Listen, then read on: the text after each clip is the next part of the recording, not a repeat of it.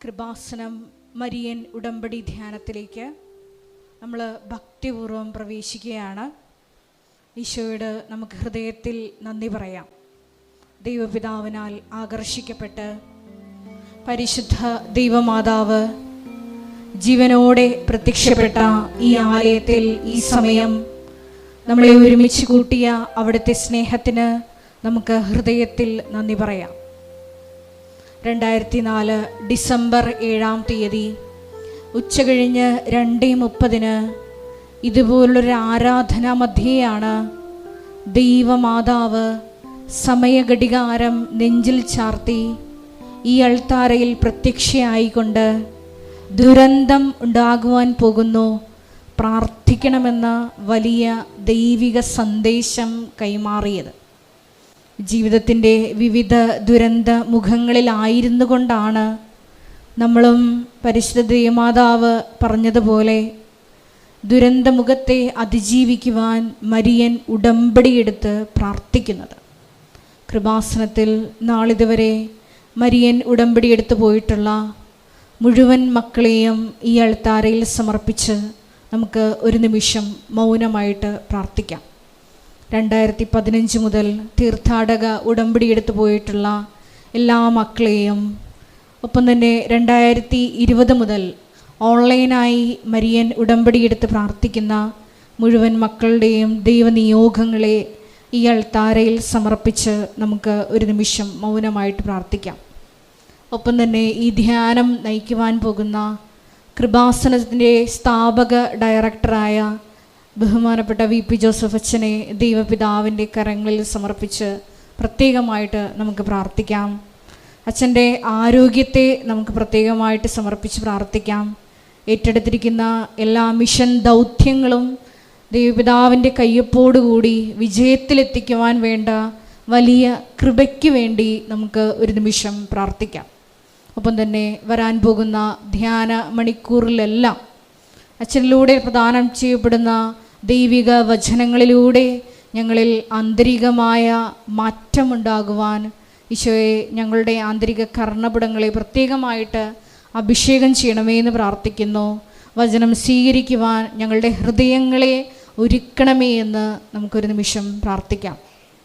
ഒപ്പം തന്നെ ഈ ധ്യാനത്തിൻ്റെ ഭൗതിക സാഹചര്യങ്ങളെ അൾത്താരയിൽ സമർപ്പിച്ച് ഒരു നിമിഷം പ്രാർത്ഥിക്കാം. ഈ ആലയത്തിൽ ഈ സമയം വിവിധങ്ങളായ മേഖലകളിൽ ശുശ്രൂഷ ചെയ്യുന്ന ഓരോ മക്കളെയും അവരുടെ കുടുംബാംഗങ്ങളെയും എല്ലാം നമുക്ക് ഒരു നിമിഷം സമർപ്പിച്ച് പ്രാർത്ഥിക്കാം.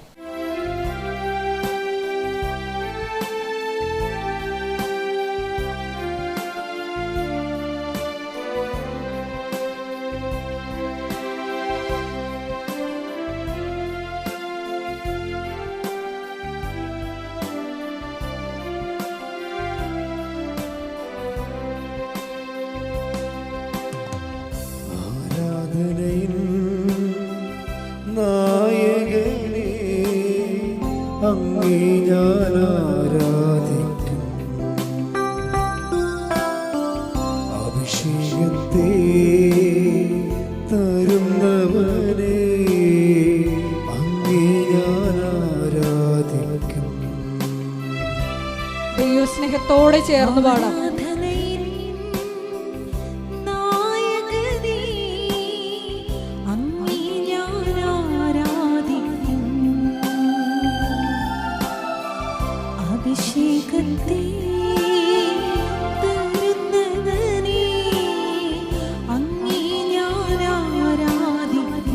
കരങ്ങൾ വീശി ചേർന്ന് പാടാം.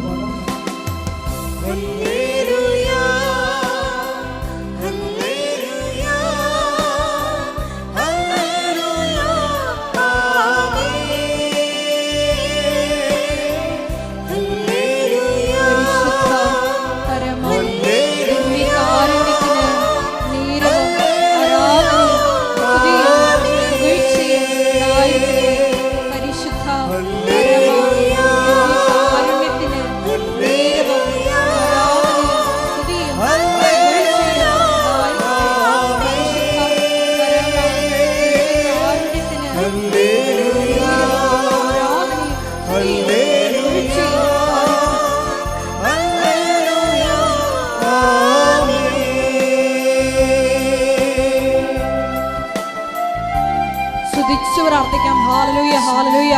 ഹല്ലേലൂയ.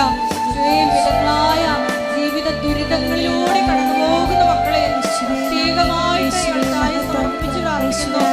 പരിശുദ്ധ അമ്മയുടെ വലിയ മധ്യസ്ഥം ഈ ആരാധനയോടെ അനുഭവേദ്യമാക്കണമേ എന്ന് പ്രാർത്ഥിക്കുന്നു.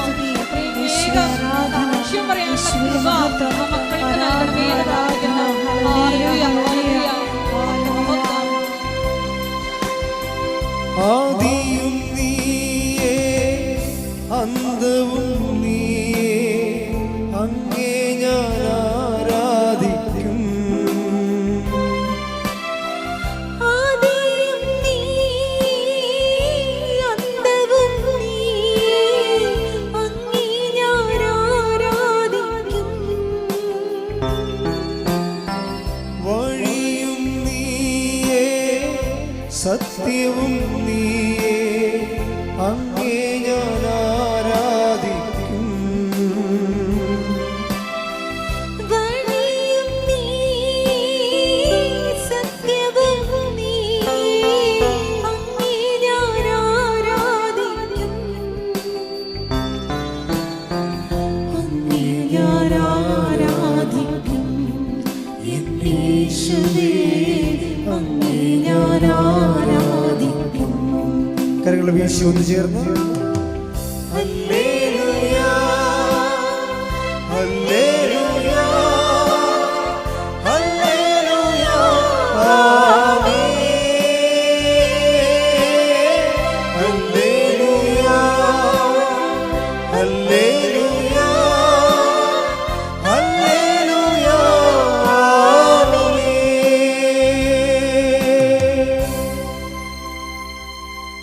പരിശുദ്ധ പരമദിവ്യകാരുണ്യത്തിന് നേരവും ആരാധനയും സ്തുതിയും പുകഴ്ചയും ഉണ്ടായിരിക്കട്ടെ. പരിശുദ്ധ പരമദിവ്യകാരുണ്യത്തിന് നേരവും ആരാധനയും സ്തുതിയും പുകഴ്ചയും ഉണ്ടായിരിക്കട്ടെ. പരിശുദ്ധ പരമദിവ്യകാരുണ്യത്തിന് നേരവും ആരാധനയും സ്തുതിയും പുകഴ്ചയും ഉണ്ടായിരിക്കട്ടെ. അമ്മേ പരിശുദ്ധയമ്മേ, അമ്മേ പരിശുദ്ധ അമ്മേ, ദൈവമാതാവേ, ദൈവമാതാവേ, കൃപാസനത്തിലൂടെ ഞങ്ങൾക്കും ഞങ്ങളുടെ ദേശത്തിനും അമ്മ മാധ്യസ്ഥം തേടിത്തന്ന എല്ലാ അനുഗ്രഹങ്ങൾക്കും കൃപകൾക്കും ഞങ്ങളിപ്പോൾ ഹൃദയം നിറഞ്ഞ നന്ദി പറയുന്നു. നമുക്ക് ഒരുമിച്ച് സ്തുതിക്കാം. ഹല്ലേലൂയ. ആരാധന മഹത്വം കുടുംബത്തിന് നൽകുന്ന സമാധാനത്തിന്, ജീവിത പ്രശ്നങ്ങൾ പരിഹരിക്കുവാൻ നൽകുന്ന സഹായത്തിന്, രോഗസൗഖ്യത്തിന്, അങ്ങനെ ആശ്രയിക്കുവാനുള്ള കൃപയ്ക്ക് യേശുവേ നന്ദി. ആരാധന മഹത്വം കർത്താവേ, സ്തുതി കർത്താവേ, ആരാധന മഹത്വം.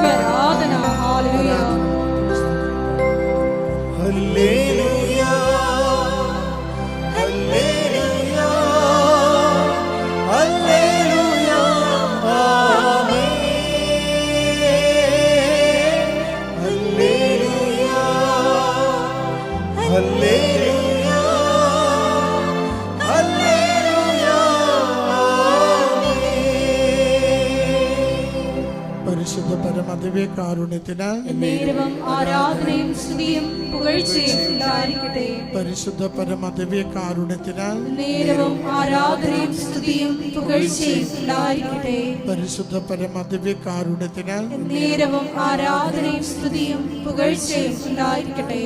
അമ്മേ പരിശുദ്ധയമ്മേ, അമ്മേ പരിശുദ്ധ അമ്മേ, ദൈവമാതാവേ, ദൈവമാതാവേ, 2004 ഡിസംബർ 7-ാം തീയതി ഉച്ചകഴിഞ്ഞ് 2:30 കൃപാസനത്തിൽ സംഭവിച്ച അമ്മയുടെ പ്രത്യക്ഷപ്പെടലിനെ കുറിച്ച് തിരുസഭയ്ക്ക് സമർപ്പിച്ചിരിക്കുന്ന പഠനരേഖകളുടെ വസ്തുനിഷ്ഠവും ദൈവശാസ്ത്ര വിധിപ്രകാരമുള്ളതുമായ അന്വേഷണ പഠനങ്ങൾ നടത്തി ആ പ്രത്യക്ഷപ്പെടലിലൂടെ പ്രകടമായ ദൈവമാതാവിന്റെ പ്രത്യേക കരുതലും സംരക്ഷണവും വെളിപ്പെടുത്തുന്ന പീഡിതരുടെ ആശ്വാസവും പ്രവാചകന്മാരുടെ രാജ്ഞിയും വാഗ്ദാനത്തിന്റെ പേടകവും പ്രപഞ്ച പ്രകൃതിയുടെ മാതാവുമായ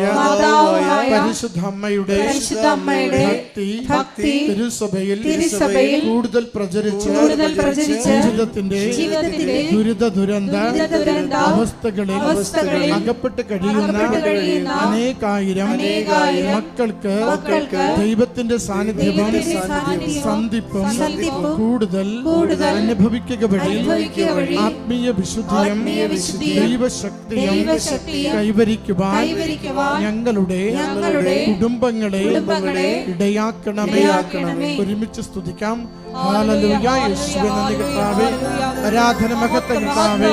ഈ ധ്യാനത്തിലൂടെ സന്ദേശങ്ങൾ നൽകി സഹായിക്കണമേ. രോഗങ്ങളെ സൗഖ്യപ്പെടുത്തണമേ. ജീവിത പ്രശ്നങ്ങൾക്ക് പരിഹാരം നൽകണമേ. കടബാധ്യതകൾ മോചിപ്പിക്കണമേ. സ്ഥലസംബന്ധമായ വിഷയങ്ങൾക്ക് പരിഹാരം നൽകണമേ. വിദേശ യാത്രയുടെ തടസ്സങ്ങൾ നീക്കണമേ. ആഗ്രഹിച്ച് പ്രാർത്ഥിക്കുന്ന നിയോഗങ്ങളെ അനുഗ്രഹിക്കണമേ. ഹല്ലേലൂയ കർത്താവേ. ആരാധന മഹത്വം കർത്താവേ. സ്തുതി കർത്താവേ. ആരാധന ആരാധന ആരാധന ആരാധന മഹത്വം. ഹല്ലേലൂയ ഹല്ലേലൂയ ഹല്ലേലൂയ ആമേൻ. ഹല്ലേലൂയ ഹല്ലേലൂയ ഹല്ലേലൂയ ആമേൻ. പരിശുദ്ധ പരമദിവ്യകാരുണ്യത്തിന് നേരവും ആരാധനയും സ്തുതിയും പുകഴ്ചയും ഉണ്ടായിരിക്കട്ടെ. പരിശുദ്ധ പരമദിവ്യകാരുണ്യത്തിന് നേരവും ആരാധനയും സ്തുതിയും പുകഴ്ചയും ഉണ്ടായിരിക്കട്ടെ. പരിശുദ്ധ പരമദിവ്യകാരുണ്യത്തിന് നേരവും ആരാധനയും സ്തുതിയും പുകഴ്ചയും ഉണ്ടായിരിക്കട്ടെ. അമ്മേ പരിശുദ്ധ അമ്മേ, അമ്മേ പരിശുദ്ധ അമ്മേ, ഭൂസ്വർലോകങ്ങളുടെ ഭൂസ്വർലോകങ്ങളുടെ രാജ്ഞിയായ അങ്ങയ്ക്ക് ഭൂമസംരക്ഷണത്തിനായി പ്രപഞ്ച പ്രകൃതിയെ തന്നെ തിരുസഭ പ്രതിഷ്ഠിക്കുവാൻ ഈ പ്രത്യക്ഷീകരണം വഴി ഇടയാക്കണമേ. പരിശുദ്ധമേ, ജപമാല മാതാവേ, സകല കൃപാസനം പ്രാർത്ഥനകളോടും ചേർത്ത് ഞങ്ങളിപ്പോൾ പ്രാർത്ഥിക്കുന്ന ഈ സമൂഹത്തിന്റെ പ്രത്യേക നിയോഗവും നമ്മുടെ എല്ലാ അപേക്ഷകളും ആവശ്യങ്ങളും കൃപാസന മാതാവിന്റെ സംരക്ഷണയിൽ ദിവ്യകാരുണ്യനാഥന് സമർപ്പിക്കാം. കൃപാസനം സ്ഥാപക ഡയറക്ടർ പി ജോസഫ് അച്ഛൻ്റെ മിഷൻ നിയോഗങ്ങൾക്ക് വേണ്ടിയും പ്രാർത്ഥിക്കാം.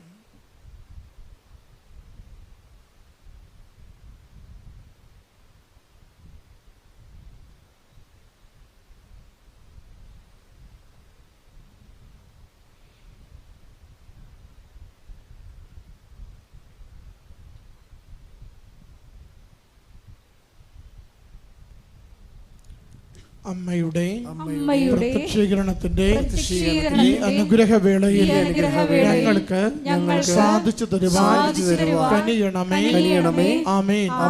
ഒരുമിച്ച് സ്തുതിക്കാം. ഹല്ലേലൂയ. യേശുവേ സ്തുതി ആരാധന കർത്താവേ.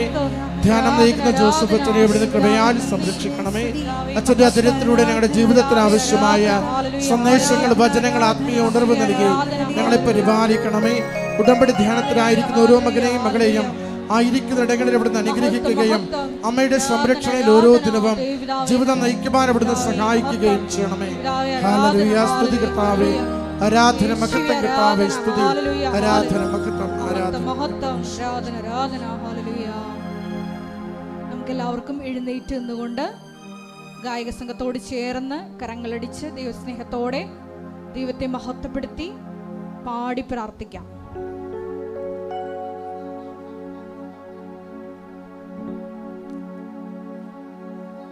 യേശുവേ നന്ദി. ഹല്ലേലൂയ. സ്തോത്രം. Thank you Jesus. എല്ലാറ്റിനും മേലെ യേശു വലിയവനാ. എല്ലാ നാമങ്ങൾക്കും മേലെ ആരാധ്യനാ.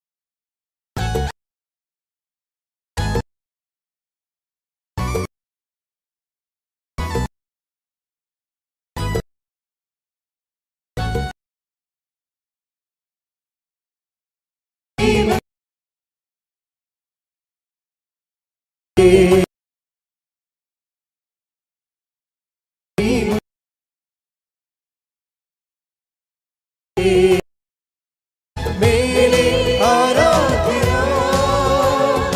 എല്ലാ നാമങ്ങൾക്കും മേലെ ആരാധ്യ എല്ലാ നാമങ്ങൾക്കും മേലെ ആരാധ്യ. കരങ്ങൾ വീശി ഹല്ലേലൂയ ഹല്ലേലൂയ ഹല്ലേലൂയ ഹല്ലേലൂയ ഹല്ലേലൂയ ഹല്ലേലൂയ ഹല്ലേലൂയ ഹല്ലേലൂയ ഹല്ലേലൂയ ഹല്ലേലൂയ ഹല്ലേലൂയ ഹല്ലേലൂയ ഹല്ലേലൂയ. കരങ്ങൾ ഉയർത്തി സ്തുതിക്കട്ടെ. ഹല്ലേലൂയ ഹല്ലേലൂയ. യേശുവേ നന്ദി. ഹല്ലേലൂയ ഹല്ലേലൂയ. ആരാധന ആരാധന ആരാധന. ആരാധന ആരാധന. ഈശോ നന്ദി. ഈശോ സ്തുതി. ഈശോ ആരാധന ആരാധന. ഹല്ലേലൂയ ഹല്ലേലൂയ. യേശുവേ ആരാധന ആരാധന ആരാധന മഹത്വം ആരാധന ആരാധന. ഹല്ലേലൂയ ഹല്ലേലൂയ. ഈശോയെ നന്ദി. ആരാധന ആരാധന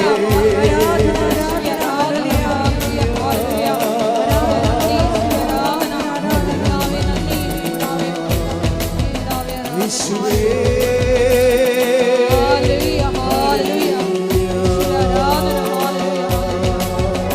യേശുവേ ഹല്ലേലൂയ യേശുവേ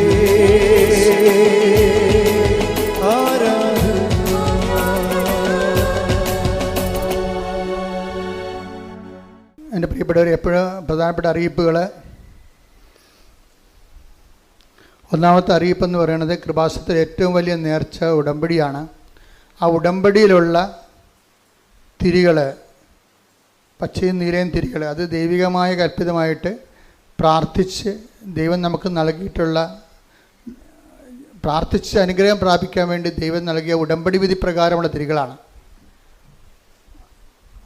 അത് അങ്ങനെ ഉടമ്പടി തിരിയാണെന്ന രീതിയിൽ ആൾക്കാരെ തെറ്റിദ്ധരിപ്പിച്ചുകൊണ്ട് പച്ച നീലം തിരികൾ ആൾക്കാർ ചന്തയിൽ പുറത്ത് കൊണ്ടുവന്ന് കൊടുക്കുന്നുണ്ട്. എന്നിട്ട് അച്ഛൻ വെഞ്ചരിച്ചതാണെന്ന് പറയുന്നുണ്ട്. അതൊന്നും അച്ഛൻ വെഞ്ചരിച്ചതല്ല, അതവിടെ കള്ളത്തരമാണ്. അവരെ ഒരു വിശുദ്ധി ഇല്ലാതെ സംസാരിക്കുന്ന പോലെ ഞാൻ കേട്ടിട്ടുണ്ട്. ഇവിടെ ചില സമയത്തൊക്കെ അവർ തമ്മിൽ തന്നെ വഴക്കുകളൊക്കെ ഉണ്ടാക്കുമ്പോൾ നമ്മൾ തീർത്ഥാടന കേന്ദ്രത്തിനും അമ്മ മാതാവ് പ്രത്യക്ഷപ്പെട്ട് ദൈവികമായ സന്നിധാനത്തിൻ്റെ ഒരു വിശുദ്ധി സൂക്ഷിക്കാതെയൊക്കെ സംസാരിക്കുന്നുണ്ട്. അപ്പോൾ അത് ഭയങ്കര ബുദ്ധിമുട്ടായിട്ടുള്ള കാര്യം, പ്രാർത്ഥിക്കേണ്ട ഒരു വിഷയമാണത്. അതേസമയം നമ്മൾ ശ്രദ്ധിക്കേണ്ട വേറൊരു കാര്യം വെച്ചാൽ പോലീസ് തന്നെ ഇതിനകത്ത് ഇടപെട്ടിട്ടുണ്ട്. പോലീസ് പറഞ്ഞിരിക്കുന്നത് ഇവിടെ ഇത്രയും തിരികളിങ്ങനെ ആളിക്കത്തിക്കുമ്പോൾ ഈ ചൂട് കാലത്ത് തീപിടുത്തം ഉണ്ടായാൽ അച്ഛൻ സമാധാനം പറയുമെന്നാണ് പറഞ്ഞിരിക്കുന്നത്. അപ്പോൾ അതുകൊണ്ട് പോലീസിൻ്റെ നിർദ്ദേശപ്രകാരം നമ്മൾ ഈ തിരികത്തിക്കാൻ അനുവാദമില്ലാർക്കും. 15 അതായത് 50 മീറ്റർ ചുറ്റളവിൽ, കൃപാസനത്തിൻ്റെ 50 മീറ്റർ ചുറ്റളവിൽ തിരികത്തിക്കാൻ അവകാശമില്ല. അതായത് തിരികത്തിക്കാൻ പാടില്ല. അത് ഈ ഫയറിൻ്റെ വിഷയമാണത്. കയറി പിടിച്ചു കഴിഞ്ഞാൽ പിന്നെ മൊത്തം കത്തും. ഈ സമയത്ത് പിന്നെ എന്തെങ്കിലുമൊക്കെ സംഭവിച്ചു കഴിഞ്ഞിട്ട് പിന്നെ നമ്മൾ അച്ഛനെ കുറ്റം പറഞ്ഞൊരു കാര്യമില്ല. അപ്പോൾ അതുകൊണ്ട് പോലീസ് തന്നെ ഇപ്പം തിരികത്തിക്കൽ നിരോധിച്ചിരിക്കുകയാണ്. അതുകൊണ്ട് ആരും തിരികത്തിക്കാൻ നിൽക്കരുത്. തിരികത്തിക്കാൻ വേണ്ടി ആരും തിരി വാങ്ങിക്കുകയും ചെയ്യരുത്. കാര്യം കത്തിക്കാൻ പറ്റത്തില്ല ഇവിടെ. ചിലർ പറയും തിരി കൊണ്ടുവന്ന് വെച്ചാൽ മതി, അവിടെ അങ്ങ് വെക്കാൻ പാടില്ല. അങ്ങനെ അനുവദിച്ചിട്ടില്ല ഇവിടെ. തിരി വെക്കാൻ പോലും അനുവദിച്ചിട്ടില്ല. ഉടമ്പടിക്ക് മാത്രമേ തിരിയുള്ളൂ. അത് ഓഫീസിൽ നിന്ന് ലഭിക്കും. അത് പ്രാർത്ഥിച്ച് വീട്ടിൽ കൊണ്ടുപോയിട്ടാണ് അത് കത്തിക്കേണ്ടത്. ഈ പ്രദേശത്തൊന്നും ചെയ്യാൻ പാടില്ല. പ്രത്യേകം ശ്രദ്ധിക്കണമെന്ന് ഓർപ്പിക്കുന്നതാണ്.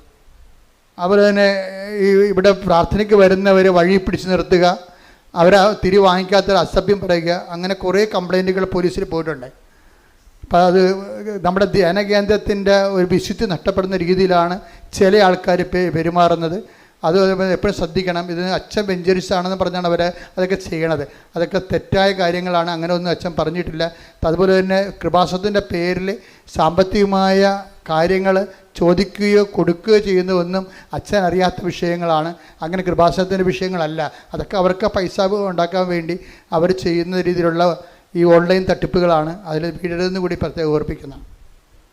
മെയ് മാസം മാതാവിൻ്റെ മാസമാണ്. കൃപാസനത്തിൻ്റെ അനുഗ്രഹത്തിൻ്റെ 2 സീസണാണുള്ളത്. ഒന്ന് ഒക്ടോബർ മാസം ജോമാല റാലി, രണ്ടാമത്തെ മെയ് മാസം മാതാവിൻ്റെ വണക്കം ആൾക്കാർ ഏറ്റെടുത്ത് നടത്തുന്നതാണ്. വണക്കം ഏറ്റെടുത്ത് നടത്താൻ ആഗ്രഹിക്കുന്ന ഒരു കൗണ്ടറിൽ നിന്ന് വണക്കത്തിൻ്റെ ചീട്ടുകൾ ലഭിക്കുന്നതാണ്. നിങ്ങളുടെ നിയോഗം അവിടെ എഴുതി കൊടുത്താൽ മതിയാകും. മൂന്നാമത്തെ അറിയിപ്പ്, വളരെ കൃത്യമായ രീതിയിൽ ഭംഗിയായിട്ട് ദൈവപരിപാലനയോടുകൂടി ശുശ്രൂഷ ചെയ്യുന്ന 6 സിസ്റ്റേഴ്സ് നമുക്കുണ്ട്. അതിൽ 1-2 പേര് ഇപ്പോഴേ അവിടെ ശുശ്രൂഷ പൂർത്തിയായപ്പോൾ അവർ തിരിച്ചു പോവുകയാണ്. അപ്പോൾ ആ ഇടത്തിലേക്ക് ബഹുമാനപ്പെട്ട സിസ്റ്റേഴ്സിന് വരാവുന്നതാണ്. ആർക്കെങ്കിലും കൃപാസനത്തിൽ 1 വർഷം പ്രേക്ഷിത വേല ചെയ്യണമെന്ന് ആഗ്രഹിക്കുന്ന ബഹുമാനപ്പെട്ട സിസ്റ്റേഴ്സിന് സഭയുടെ അനുഭവത്തോട് വരാവുന്നതാണ്. അവരുടെ പ്രൊവിൻഷ്യലിൻ്റെ കത്തോടു കൂടി കൃപാസനത്തിൽ വന്ന് 1 കൊല്ലം അവർ താമസിക്കാനുള്ള ഇടമുണ്ട്. മഠം പോലെയുള്ള ദൈവാരാധനയുടെ സ്ഥലമാണ്. അവർക്കവിടെ പ്രാർത്ഥിക്കാൻ കഴിയും. അവരുടെ ഇവിടുത്തെ ശുശ്രൂഷ കഴിഞ്ഞിട്ട് അവർക്ക് മഠത്തിലൊക്കെ പിന്തിരിഞ്ഞ് അവിടെ പ്രാർത്ഥിക്കാനും അവരുടെ സമർപ്പണ ജീവിതം കേടില്ലാതെ കണ്ടിന്യൂ ചെയ്യാനും കഴിയും. അപ്പോൾ അതുകൊണ്ട് ബഹുമാന സിസ്റ്റേഴ്സിന് പ്രത്യേക സ്വാഗതം കൃപാസനത്തിൽ ശുശ്രൂഷ ചെയ്യുന്നതിന് വേണ്ടി. പിന്നെ കൃപാസനത്തിൽ ഫ്രീ ആയിട്ട് സേവനം ചെയ്യുന്ന ഒത്തിരി നേഴ്സുമാരും മറ്റവർക്കുണ്ട്. അതായത് അവർ പത്രം മടക്കുകയും തിരി പൊതുകയും ഇങ്ങനെ കുറേ കാര്യങ്ങൾ ചെയ്യും.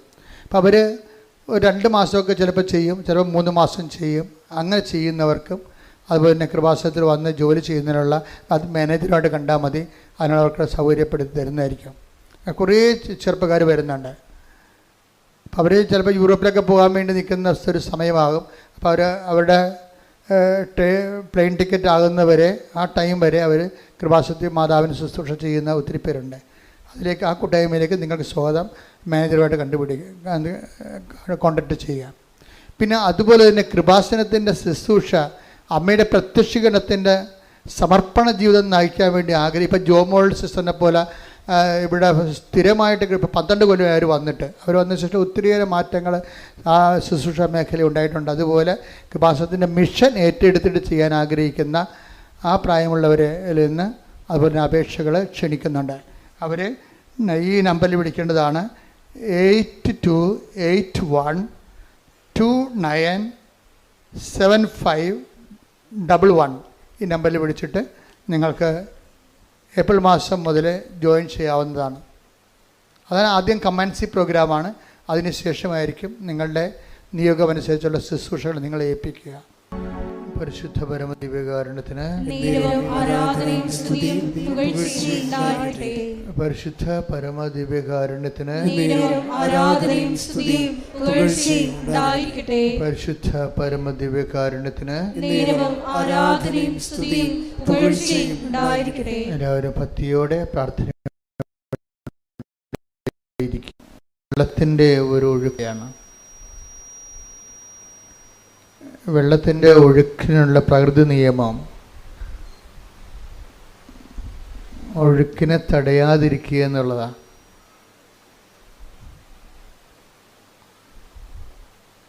വെള്ളത്തിൻ്റെ ഒഴുക്കിനുള്ള ഒരു പ്രകൃതി നിയമം എന്താ?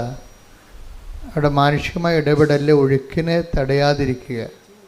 ഇപ്പം മദ്രാസിലൊക്കെ വെള്ളപ്പൊക്കം വന്നപ്പോൾ അതിൻ്റെ പഴയ മദ്രാസ് പട്ടണത്തിൻ്റെ പഴയ ബ്ലൂ പ്രിൻറ്റിൽ ഒത്തിരിയേറെ അരുവികളും പുഴകളും ഒഴുകിക്കൊണ്ടിരുന്ന സ്ഥലമാണ്. പിന്നീട്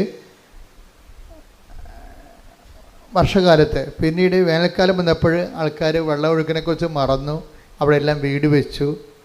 പിന്നീട് മഴ വന്നപ്പോൾ സ്വാഭാവികമായിട്ട് വെള്ളം ഒഴുകണ സ്ഥലത്ത് കൂടി വെള്ളം ഒഴുകിപ്പോയപ്പോൾ തടസ്സമുള്ളത് കൊണ്ട് വെള്ളപ്പൊക്കം ഉണ്ടായി.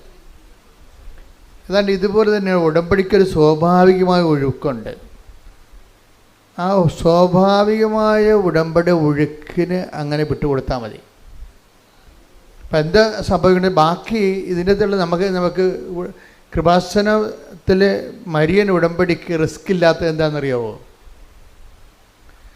റിസ്ക് ഇല്ലാത്തതിന് കാരണം പല വിഷയങ്ങൾ ഞാനൊരു സാക്ഷ്യം കേട്ടുകൊണ്ടിരിക്കുകയായിരുന്നു.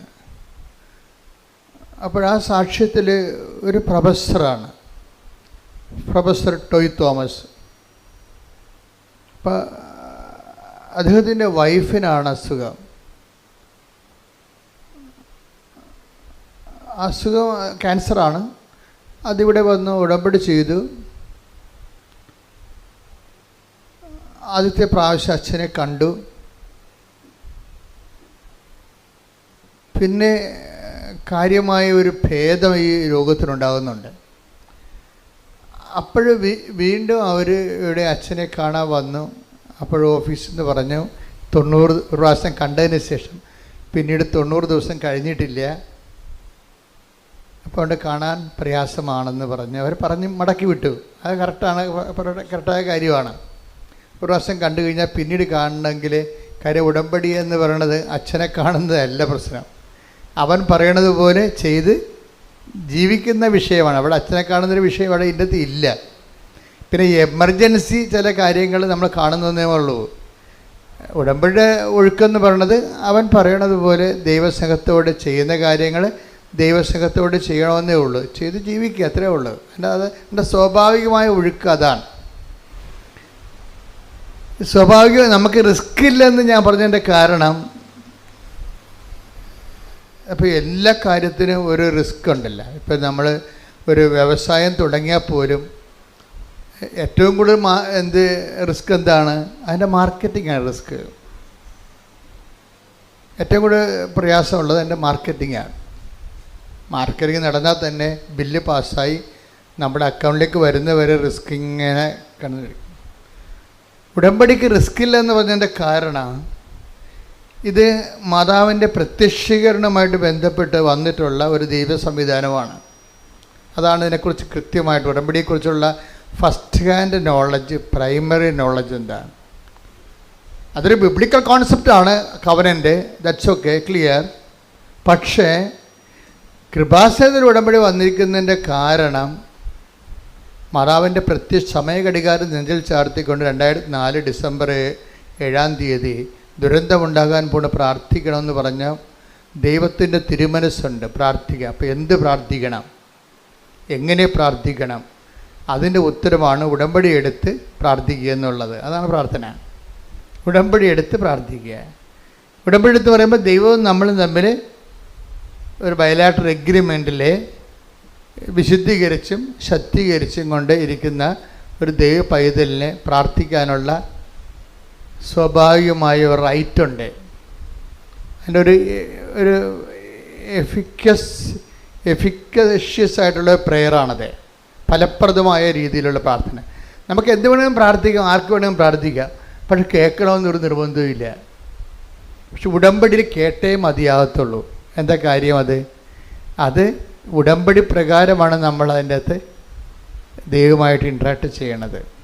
ദൈവം കാര്യം ഉടമ്പടി എന്തിനെ ബേസ് ചെയ്ത് നിൽക്കണതാണ്? ദൈവത്തിൻ്റെ വാഗ്ദാനങ്ങളെ ബേസ് ചെയ്താണ് നിൽക്കുന്നത്. അല്ലാതെ വിശ്വാസത്തെ അല്ല. നമ്മൾ വിശ്വാസികളായതുകൊണ്ട് പ്രാർത്ഥിക്കണമല്ല. ഉടമ്പടി വിശ്വാസത്തെ അല്ല അടിസ്ഥാനപ്പെടുത്തിയിരിക്കണത്. മറിച്ച് എന്താണ്? ഉടമ്പടി വിശ്വാസം അതിലുണ്ട്, തീർച്ചയായിട്ടും. കറണ്ടില്ലാതെ ഫാൻ കറങ്ങത്തില്ലല്ലോ, വിശ്വാസം അതിലുണ്ട്. പക്ഷേ ഇതിൻ്റെ മെക്കാനിസം എന്ന് പറയണത് എന്താണ്? അത് മാതാവിൻ്റെ പ്രത്യക്ഷീകരണം ആരുടെ സബ്ജക്റ്റാണ്? നമ്മുടെ സബ്ജക്റ്റ് അല്ല. ജോസഫ് അച്ഛൻ വല്ല മെമ്മോറാണ്ടം കൊടുത്തിട്ടാണ് മാതാവ് പ്രത്യക്ഷപ്പെട്ടത്? അതാണ് വിഷയം. അതെപ്പോഴും നിങ്ങൾ അതിനെക്കുറിച്ച് എൻ്റെ ലളിതമായ വശങ്ങളെ ലളിതമായിട്ട് മനസ്സിലാക്കണം. ഇത് മുഴുവൻ റിസ്ക് കവർ ചെയ്യണ ദൈവത്തിൻ്റെതാണ്. ഇതാണ് ഞാൻ പറഞ്ഞത്. ഉടമ്പടി ഒരു സ്വാഭാവികമായ ഒഴുക്കാണ്. അതിൻ്റെ ഒഴുക്കിനകത്ത് നിങ്ങൾ ഒഴുകിയാൽ മതി. ബാക്കി ചെയ്യേണ്ടതെല്ലാം കർത്താവ്. റിസ്ക് നമുക്കില്ല അതിൻ്റെ അത്. എന്താ കാര്യം? ദൈവത്തിൻ്റെ ഒരു ആവശ്യമാണ്. എന്ത്? മാതാവിൻ്റെ പ്രത്യക്ഷീകരണം സഭ ഏറ്റെടുക്കുക എന്നുള്ളത്. എന്തിനാണ്? സഭ മാതാവിനെ അംഗീകരിക്കുകയും അതുപോലെ തന്നെ മാതാവിൻ്റെ മാതൃക അനുഷ്ഠിക്കുകയും ചെയ്യുന്നത് ഏറ്റവും കൂടുതലുള്ളത് കത്തോലിക്ക സഭയിലാണ്. അത് നിങ്ങൾക്കറിയാം. അതുകൊണ്ടാണ് ഇത്രയും പ്രത്യക്ഷീകരണങ്ങളെല്ലാം ലൂർദ്, ഫാത്തിമ, മജ്ജിഗോറ, ഈ പ്രത്യക്ഷീകരണം എല്ലാം വരണത് കാത്തലിക് മേഖലയിലാണ് വരണത്. കാര്യം അമ്മ ഒരു വിഷയം സഭയോട് പറഞ്ഞാൽ അമ്മയെ വിശ്വസിക്കുകയും അമ്മയെ മധ്യസ്ഥയായിട്ട്, പ്രധാന മധ്യസ്ഥയായിട്ട്, മധ്യസ്ഥന്മാരൊത്തിരി പേരുണ്ട് നമുക്ക്, വിശുദ്ധന്മാരെല്ലാം മധ്യസ്ഥന്മാരാണ്. ശരിക്കും നമുക്ക് തന്നെ മധ്യസ്ഥം വഹിക്കാം. വിശുദ്ധിയും മെനയുള്ളവരാണെങ്കിൽ നമ്മുടെ പ്രാർത്ഥനയും ദൈവം മധ്യസ്ഥമായിട്ട് കേൾക്കും. പക്ഷേ അമ്മ ഇവിടെ ദൈവത്തിനും മനുഷ്യനും ഇടയിലുള്ള ഏകമധ്യത്തിന് യേശുക്രിസ്തുവാണ്. പക്ഷേ മാനുഷികമായ കാര്യങ്ങൾക്കുള്ള, രക്ഷാകരമായ കാര്യമല്ല, മാനുഷികമായ കാര്യങ്ങളില്ലേ, നമുക്ക് വീടില്ല, ജോലിയില്ല, വിവാഹം ഒക്കണില്ല, മക്കളില്ല, രോഗമാണ്, ഇതൊക്കെ മാനുഷിക കാര്യമല്ലേ. ഏകരക്ഷകൻ എന്ന കൺസെപ്റ്റ് ഈ മനുഷ്യൻ്റെ വീണ്ടെടുപ്പ് നടത്തിയ ദേശമാണ്. അതിന് ഒരു കോംപ്രമൈസും ഇല്ലത്. കർത്താവല്ല, വേറെ ആരും അവിടെ ഇല്ല. ആ സ്പേസിൽ ഏകരക്ഷകനായിട്ട് ക്രിസ്തു മാത്രമേ ഉള്ളൂ. മറിയത്തിൻ്റെ സ്പേസ് എന്ന് പറഞ്ഞാൽ മാനുഷിക ആവശ്യങ്ങളുടെ മേലെ, പ്രത്യേകിച്ച് വേറെ ഒത്തിരിയേറെ മറിയൻ റാങ്കുകളുണ്ടെങ്കിലും സുവിശേഷം തുറക്കപ്പെടുന്നത് അവർക്ക് വീഞ്ഞില്ല എന്ന് അസമയത്ത് പോലും ഈശോൻ്റെ മുമ്പിൽ ആധികാരികമായിട്ട് പറഞ്ഞ് അതിന് സമാധാനം ഉണ്ടാക്കാൻ വേണ്ടി ദൈവം നിശ്ചയിച്ചിരിക്കുന്നതാണ്. അമ്മ കൈയടിച്ച് ശ്രദ്ധിക്കട്ടെ. ഹല്ലേലൂയ ഹല്ലേലൂയ ഹല്ലേലൂയ യേശുവേ നന്ദി, യേശുവേ സ്തുതി. ഹല്ലേലൂയ ഹല്ലേലൂയ ഹല്ലേലൂയ ഹല്ലേലൂയ യേശുവേ സ്തുതി. ഹല്ലേലൂയ ഹല്ലേലൂയ ഹല്ലേലൂയ ഹല്ലേലൂയ ഹല്ലേലൂയ ഹല്ലേലൂയ യേശുവേ നന്ദി. ഹല്ലേലൂയ ഹല്ലേലൂയ ഹല്ലേലൂയ ഹല്ലേലൂയ ഹല്ലേലൂയ. ഞങ്ങളിൽ വീഞ്ഞു തീരും മുൻപേ ഓടിയെത്തും അമ്മ, ഞങ്ങളിൽ വീഞ്ഞു തീരും മുൻപേ ഓടിയെത്തും അമ്മ, നമ്മുടെ വീഴ്ചകളിൽ തേടിയെത്തും അമ്മ, നമ്മുടെ വീഴ്ചകളിൽ തേടിയെത്തും അമ്മ. അമ്മേ ആശ്രയമേ, അമ്മേ ശാശ്വതമേ, അമ്മേ ആശ്രയമേ, അമ്മേ ശാശ്വതമേ, മക്കളാം ഞങ്ങൾക്കെന്ന് ആനന്ദമേ, മക്കളാം ഞങ്ങൾക്കെന്ന് ആനന്ദമേ. പരിശുദ്ധ പരമ ദിവ്യകാരുണ്യത്തിന് ആരാധനയും സ്തുതിയും പുകഴ്ചയും ഉണ്ടായിരിക്കട്ടെ. പരിശുദ്ധ പരമ ദിവ്യകാരുണ്യത്തിന് ആരാധനയും സ്തുതിയും പുകഴ്ചയും ഉണ്ടായിരിക്കട്ടെ. ഇപ്പോൾ നമ്മൾ രണ്ട് പോയിന്റ്സിലാണ് വ്യക്തത വന്നിരിക്കുന്നത്. ഒന്നെന്താണ്? ഉടമ്പടിക്ക് ഒരു സ്വാഭാവികമായ ഒഴുക്കുണ്ട്, അതിനെ തടയരുത്, ഇല്ലേ? സ്വാഭാവിക ഒഴുക്ക്. രണ്ടാമത്തെ പോയിന്റ് എന്താ പറഞ്ഞത്? ഉടമ്പടി നമുക്ക് റിസ്ക് ഇല്ല, സീറോ റിസ്ക്കാണ്. എന്താ കാര്യം? അത് വൃത്തിയും മേനയുമായിട്ട് നമ്മൾ അവൻ പറയണ പോലെ ചെയ്ത് ജീവിച്ചാൽ അത് അത് അംഗീകരിക്കേണ്ടതും അതിന് ഉത്തരം നൽകേണ്ടതും ആരാണ്? ദൈവത്തിൻ്റെ ഒരു ആവശ്യമാണ് ഇവിടെ. കൃപാസനത്തിൽ ഉടമ്പടി എടുക്കുമ്പോൾ നമ്മുടെ ആവശ്യം മാത്രമല്ല, അമ്മയുടെ പ്രത്യക്ഷീകരണ സഭ ഏറ്റെടുക്കണമെങ്കിൽ എന്ത് ചെയ്യണം? അമ്മയുടെ പ്രത്യക്ഷീകരണം സ്ഥിരീകരിക്കുന്ന അടയാളങ്ങൾ ഉണ്ടാകണം. അടയാളങ്ങൾ ഉണ്ടാകണമെങ്കിൽ എന്ത് ചെയ്യണം? അടയാളം ഉണ്ടാക്കുന്ന വിധത്തിലുള്ള രീതിയിലുള്ള സത്യസന്ധമായ ആധ്യാത്മിക ജീവിതം ഉണ്ടാകണം. സത്യസന്ധമായ ആധ്യാത്മിക ജീവിതവും പ്രാർത്ഥനാ ജീവിതവും രണ്ടാണ്. നമ്മൾ ആധ്യാത്മിക ജീവിതത്തിന് പറയണത്, പ്രാർത്ഥനാ ജീവിതത്തിനാണ് നമ്മൾ ആധ്യാത്മിക ജീവിതം എന്ന് പറയണത്. പറഞ്ഞാൽ മനസ്സിലായില്ലേ? പ്രാർത്ഥനാ ജീവിതം ആധ്യാത്മിക ജീവിതം ആകണമെന്ന് ഒരു നിർബന്ധവും ഇല്ല. സത്യസന്ധമായ ആധ്യാത്മിക ജീവിതം ശരിക്കും പറഞ്ഞാൽ പ്രാർത്ഥനാ ജീവിതവുമായിട്ട് വ്യത്യാസമുണ്ട്. പ്രാർത്ഥനാ ജീവിതം മോശമാണെന്നല്ല പറഞ്ഞത്. സത്യസന്ധമായ ആധ്യാത്മിക ജീവിതം പ്രാർത്ഥനാ ജീവിതമാകണമെന്ന് നിർബന്ധമില്ല. എന്നുവെച്ചാൽ എല്ലാ പ്രാർത്ഥനാ ജീവിതവും ആധ്യാത്മിക ജീവിതമല്ല.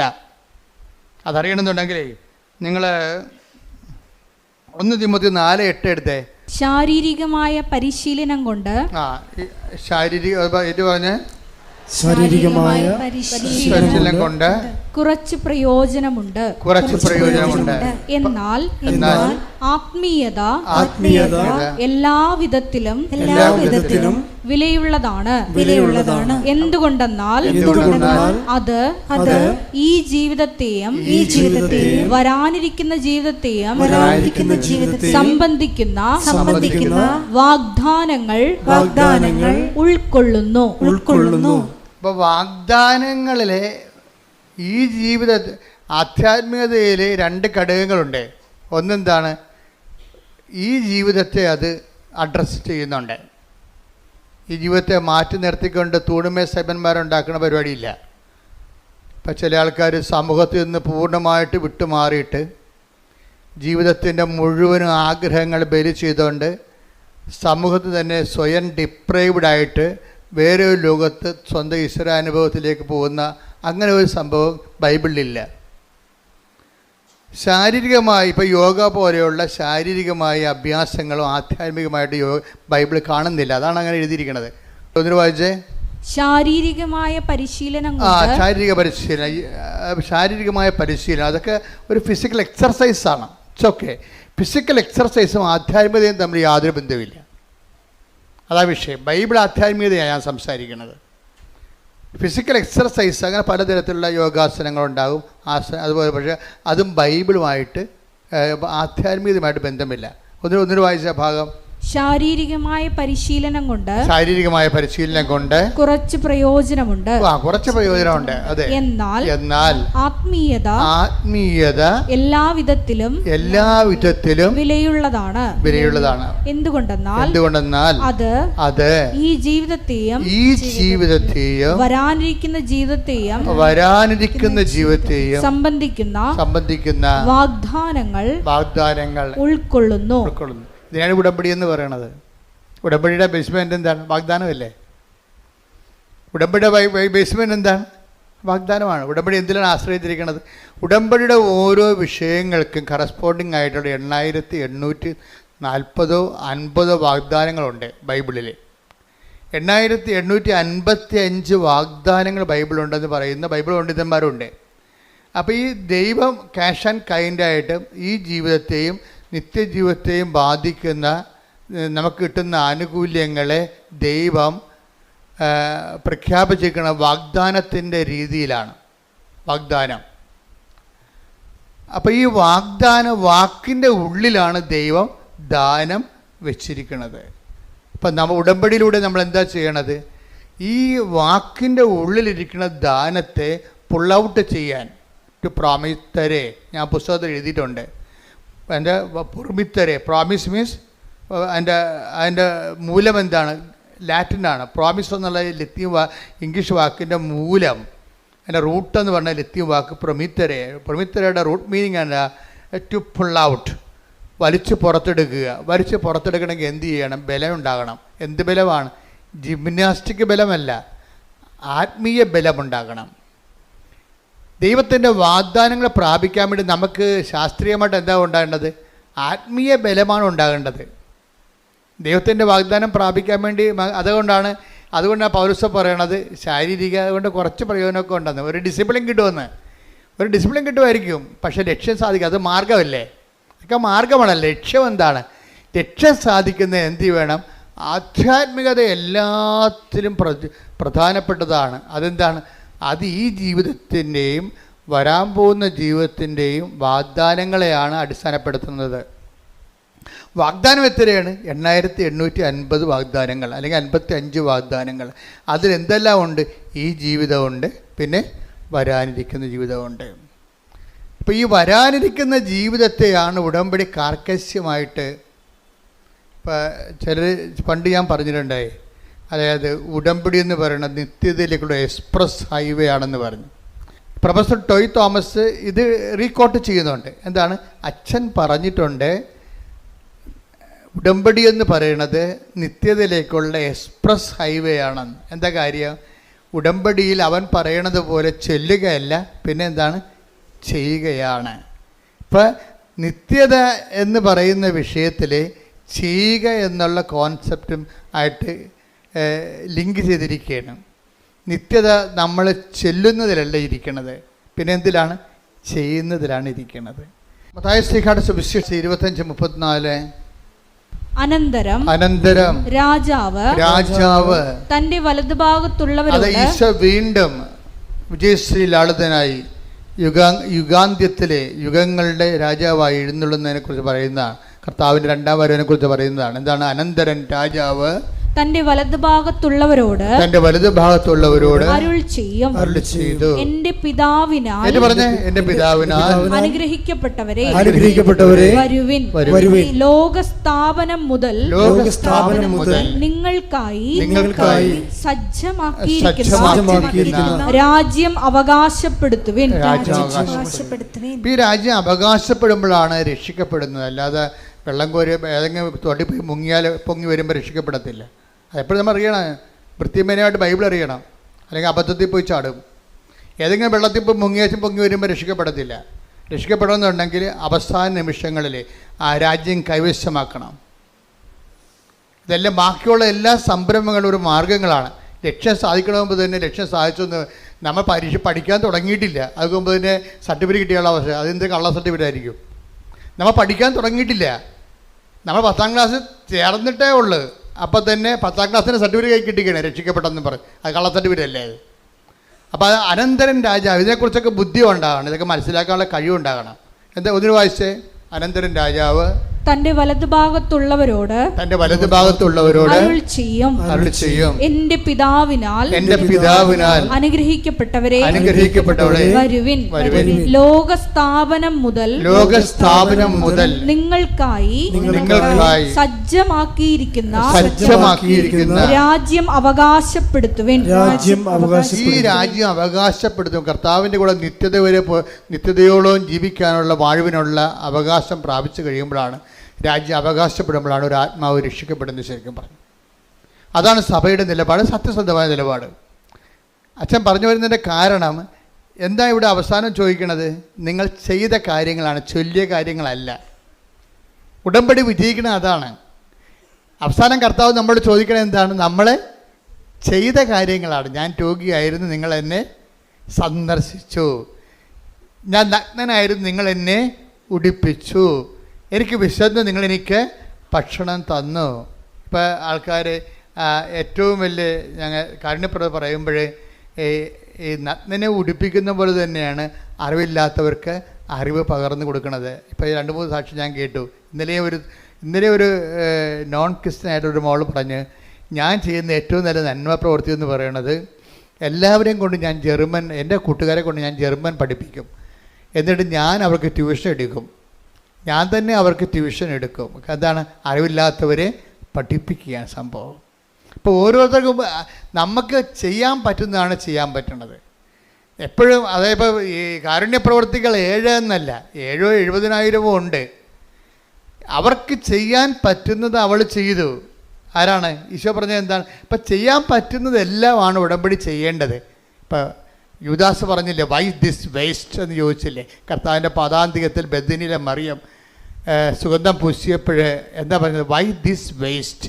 എന്തിനാണ് ഈ ഇങ്ങനെ വേസ്റ്റ് ആക്കണ പണം? പാവത്തിന് കൊടുക്കാൻ പാടില്ല എന്ന് ചോദിക്കുമ്പോൾ കർത്താവിൻ്റെ ഉത്തരവ് എന്താണ്? അവൾക്ക് ചെയ്യാൻ take the word of God. മർക്കോസ് 14:8 ഇവൾക്ക് സാധിക്കുന്നത് ഇവൾ ചെയ്തു. എന്റെ സംസ്കാരത്തിന് വേണ്ടി ഇവൾ എന്റെ ശരീരം മുൻകൂട്ടി തൈലം പൂശുകയാണ് ചെയ്തത്. അപ്പൊ ഈശോ അഡ്മിറ്റ് ചെയ്തിരിക്കുന്നത് 7 കാരുണ്യ പ്രവൃത്തികളല്ല. എന്താണ്? ഓരോരുത്തർക്കും ഇവിടെ 700 കോടി മനുഷ്യരുണ്ടെങ്കിൽ 700 കോടി മനുഷ്യർക്കുള്ള 700 കോടി സാധ്യതകളുണ്ട്. നിങ്ങൾക്ക് ചെയ്യാം. ഇപ്പോൾ ആ മാളം ചെയ്യുന്നതിനെ പറഞ്ഞ അശ്വതി എന്താ പറഞ്ഞത്? എനിക്ക് ജർമ്മൻ പഠിപ്പിക്കുന്നതാണ് എൻ്റെ ഒരു സാധ്യത. അതുകൊണ്ട് ഞാൻ എൻ്റെ കൂട്ടുകാരെ വിളിച്ചിരുത്തിയിട്ട് അവർക്ക് ജർമ്മൻ B1 പഠിപ്പിച്ചു കൊടുക്കും. ഇപ്പോൾ B2 പാസ്സായതാണ്, അപ്പോൾ അതുകൊണ്ട് B1 പഠിപ്പിച്ചു കൊടുക്കും. ഉടമ്പടിയിൽ എന്തുമാത്രം നന്മ പ്രവർത്തികളാണ് നടക്കുന്നത്. കഴിഞ്ഞ ദിവസങ്ങളിലേ ജുബിൻ എന്നും പറഞ്ഞൊരു സാക്ഷിയുണ്ട്. എഞ്ചിനീയറിംഗ് സ്റ്റുഡൻ്റാണ്. 4 സപ്ലി ഉണ്ടായിരുന്നു കക്ഷിക്ക് ഉടമ്പടി എടുക്കുമ്പോൾ. അപ്പോൾ ഉടമ്പടി എടുത്തു കഴിഞ്ഞപ്പോൾ പുള്ളി അത് 7 സപ്ലി ആയിട്ട് കൂടി. അപ്പോൾ ജുബിൻ പറഞ്ഞേ അത് ഞാൻ മൈൻഡ് ചെയ്യില്ല. എന്താണ്? ഇപ്പം മാതാവിൻ്റെ കൂടെ ഉണ്ടല്ലോ. അപ്പോൾ ഉടമ്പടി എടുക്കുമ്പോൾ ഒരാളിനുണ്ടാണ് ചിലപ്പോൾ ഫസ്റ്റിൽ വണ്ടി ഒന്ന് അല്പം പുറകോട്ട് പോകും. മനസ്സിലായില്ലേ? എപ്പോഴും ശ്രദ്ധിച്ചേക്കണം. പക്ഷെ അത് നല്ല ജ്ഞാനമുള്ളത് കാരണം ഇവന് നല്ലൊരു ജ്ഞാനമുണ്ട്, അവൻ്റെ പഠിപ്പിനത്തെ ജ്ഞാനമുണ്ട്. അതുകൊണ്ട് എനിക്ക് കുഴപ്പമില്ല. അമ്മ ഉണ്ടല്ലോ കൂടെ. ഇപ്പം സപ്ലി കൂടിയേ, 3 സപ്ലി കൂടി. പരീക്ഷയുടെ അരിയർ വന്ന് കൊടിശിക വന്ന് തോറ്റു. 7 നേരത്തെ 4 തോറ്റുള്ളൂ, ഇപ്പോൾ 7 തോറ്റു. പക്ഷെ അതുകൊണ്ട് അവന് പ്രശ്നമില്ല. പല ആൾക്കാർക്കും പ്രശ്നം ഇതാണ്, അയ്യോ ഞാൻ ഉടമ്പടി എടുത്തല്ലോ എന്നിട്ടിപ്പോൾ മുമ്പത്തൊക്കെ കടമായല്ല, മുമ്പത്തൊക്കെ പ്രശ്നമായല്ല എന്നല്ല. അങ്ങനെയല്ല. ഉടമ്പടി എടുത്തപ്പോൾ എന്താ ഉള്ളത്? അവൻ പറഞ്ഞ കറക്റ്റാണ് കാര്യമുണ്ട്. ഇപ്പോൾ അമ്മ എൻ്റെ കൂടെ ഉണ്ടല്ലോ ഒന്ന്. അപ്പം ദൈവം എപ്പോഴും ശ്രദ്ധിക്കേണ്ടത് ഉടമ്പടിയുടെ ബേസിക് ആയിട്ടുള്ള സംഭവം എന്താണ്? പ്രസൻസ് തന്നെയാണ്, ഒരു സംശയമില്ല. ഉടമ്പടിയുടെ ബേസിക് ഇത് നമ്മൾ ഒറ്റയില്ല. കാര്യം മനുഷ്യൻ്റെ വിഷയം ആദ്യകാലം പോലെ അങ്ങനെയല്ലേ. ആദ്യകാലം പോലെ ഇപ്പം പുരുഷനെ സൃഷ്ടിച്ചപ്പോൾ ദൈവം എന്താ പറയണത്? മനുഷ്യന് ഏകനായിരിക്കണത് അതൊരു നല്ല കാര്യമല്ലേ. കാര്യം ചിലപ്പോൾ അവന് നിരാശ കൊണ്ട് തന്നെ ചിലപ്പോൾ ആത്മഹത്യ ചെയ്ത് വരും. കാര്യം മനുഷ്യൻ്റെ ഒരു വിഷയം ഈ മനുഷ്യൻ്റെ ഒരു ക്രീച്ചർ ലെവലിൽ അങ്ങനെ ഏകസ്ഥമായിട്ട് അങ്ങനെ തുടരാൻ പാടാണ്. അതിനെന്ത് ചെയ്യും? അതിന് മനുഷ്യൻ രണ്ട് കാര്യം ചെയ്യും. ചില ആൾക്കാർ ചേർന്ന ഇണയെ മനുഷ്യമായിട്ട് തന്നെ കണ്ടെത്തും. ഭൂരിപക്ഷം പേര് അങ്ങനെ ചെയ്യും. ഞങ്ങളെപ്പോഴുള്ളവർ ദൈവസേവ ശുശ്രൂഷയായിട്ട് ദൈവസാന്നിധ്യം കണ്ടെത്തും. പക്ഷെ നിങ്ങൾക്കറിയാം, ഞങ്ങളെ ജയിക്കണ പാടിൽ നിങ്ങൾ ചിലപ്പോൾ തോറ്റു പോകണമെന്നല്ല ഞാൻ പറയണത്. അതായത് നിങ്ങളെ ഒരു ഇണയെ തിരഞ്ഞെടുത്തെന്ന് വിചാരിച്ചോ, ഈ ഇണയെ തിരഞ്ഞെടുത്തെന്ന് വിചാരിച്ചാലും ശരി, ഇണ ഉണ്ടെങ്കിലും ചില സമയത്ത് ഇണയില്ലാത്ത പോലെ നമുക്ക് ഫീൽ ചെയ്യും. ദൈവികതയിൽ അതില്ല. ഒരിക്കൽ തിരഞ്ഞെടുത്ത് കഴിഞ്ഞാൽ എന്നും കുന്നും നമുക്ക് ബോധം ഉണ്ടെങ്കിൽ നമുക്കിതിനെക്കുറിച്ച് സത്യസന്ധമായിട്ടാണ് നമ്മൾ ജീവിതം കമ്മിറ്റ് ചെയ്തിരിക്കണമെന്നുണ്ടെങ്കിൽ ഈ സാന്നിധ്യത്തിന് ഗ്യാരണ്ടീഡാണ്. പക്ഷെ വിവാഹത്തിലുള്ള സാന്നിധ്യം ഗ്യാരണ്ടീഡ് അല്ല ശരിക്കും പറഞ്ഞാൽ. അതുകൊണ്ട് നല്ല ശരിക്കും റിസ്ക് ഇല്ലെങ്കിൽ വിവാഹ ജീവിതം ആധ്യാത്മിക ജീവിതത്തേക്കാൾ പാടായിട്ട് വരും. ഇപ്പം ഇന്നലെ ഒരു ചേച്ചി എന്നോട് പറഞ്ഞ്, അച്ഛാ എൻ്റെ ജീവിത പങ്കാളി മറ്റു സ്ത്രീകളുമായിട്ട് ബന്ധമുണ്ട്, അവിശ്വസ്തതയാണെന്ന് പറഞ്ഞു. അതാണ് അവർ ഉദ്ദേശിക്കുന്നത്. ജീവിത പങ്കാളി കല്യാണം കഴിച്ചതാണ്, അപ്പോൾ എന്നാലും ചേട്ടൻ മറ്റു സ്ത്രീകളുമായിട്ട് ബന്ധമുണ്ടെന്ന് പറഞ്ഞു. അപ്പോൾ ഞാൻ ചേച്ചിയോട് പറഞ്ഞ്, ചേച്ചിക്ക് എത്ര വയസ്സുണ്ടെന്ന് ചോദിച്ചു. അപ്പോൾ പറഞ്ഞു 43. ഞാൻ പറഞ്ഞ കണ്ടാൽ 63 തോന്നുന്നില്ല എന്ന് പറഞ്ഞു. അതെന്താ കാര്യം? എന്താ അങ്ങനെ പറഞ്ഞത്? ശരിയാണ്. ഞാൻ പോയി ഒന്നുമില്ലെങ്കിൽ നിങ്ങൾ പോയി ഡൈയെങ്കിലും ചെയ്യാൻ പറഞ്ഞു. എന്ന് വെച്ചാൽ അവരൊരു അമ്മാമ പരുവത്തിലിരിക്കുകയും അവർക്ക് അതിൻ്റെ ആവശ്യമില്ലേ, മര്യാദയ്ക്ക് ജീവിക്കാവേ. നമ്മൾ ശ്രദ്ധിക്കണം അല്ലേ? നമ്മുടെ പുരുഷൻ അല്ലെങ്കിൽ നമ്മുടെ സ്ത്രീ മറ്റൊരു ജീവിത പങ്കാളി തേറിപ്പോകുന്നത് എന്തുകൊണ്ടാണ്? പോകാതിരിക്കാനുള്ള പ്രാഥമിക നടപടി ആരാ ചെയ്യേണ്ടത്? നമ്മളാ ചെയ്യേണ്ടത്. നിങ്ങളുടെ വീടിൻ്റെ വാതിക്കൽ താക്കോൽ പോയിട്ട് കൃപാസന വാതിക്കൽ നോക്കിയാൽ താക്കോൽ കിട്ടുക. അതാണ് പ്രശ്നം. നിങ്ങൾ ചെയ്യാനുള്ള സംഭവം ഞാൻ ഉടനെ ചേച്ചിയോട് പച്ചമ നടത്തി പറഞ്ഞ്, എൻ്റെ സ്വഭാവം നിങ്ങൾക്ക് അറിയാവില്ല. അപ്പോൾ അവിടെ തന്നെ കാര്യങ്ങൾ പറയും. ദൈവികമായ കാര്യങ്ങളാണ് ദൈവികമായിട്ട് സംസാരിക്കും, മാനുഷികമായ കാര്യങ്ങളാണെങ്കിൽ മാനുഷികമായിട്ട് സംസാരിക്കും. ഇപ്പോൾ പണ്ട് ഞങ്ങൾ അപ്പോൾ ഉടനെ ചേച്ചി കാര്യം മനസ്സിലായി. നിങ്ങൾ ചില ചേച്ചിമാരുടെ ഒരു പ്രശ്നത്തിൽ വന്നത്, ഇനിയിപ്പോൾ എന്നാ നോക്കാനാണ്, കെട്ടി കഴിഞ്ഞത് പറയുകയും ചെയ്ത്, ഇനിയിപ്പോൾ ആരാ ബോധിപ്പിക്കാനാണ്? അപ്പോൾ ഇത്രയും നാൾ നിങ്ങൾ ബോധിപ്പിച്ചുകൊണ്ടിരിക്കുന്നത് കെട്ടാൻ പോണവനെ ബോധിപ്പിക്കാൻ പോകുകയല്ല ഞാൻ. പക്ഷേ ഇനിയാണ് ബോധിപ്പിക്കൽ കൂടുതൽ വേണ്ടി വരണത്.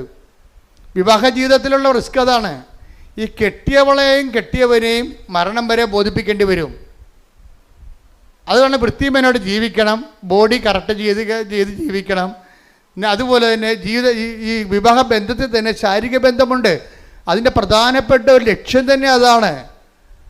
ലക്ഷ്യങ്ങളിൽ ഒന്ന് അതാണ്. അപ്പം അത് നമ്മൾ ശ്രദ്ധിക്കണം. നമ്മുടെ ബോഡി കറക്റ്റായി ജീവിക്കുക, അത് ഭംഗിയായിട്ടിരിക്കുക, ഷെയ്പ്പായിട്ടിരിക്കുക.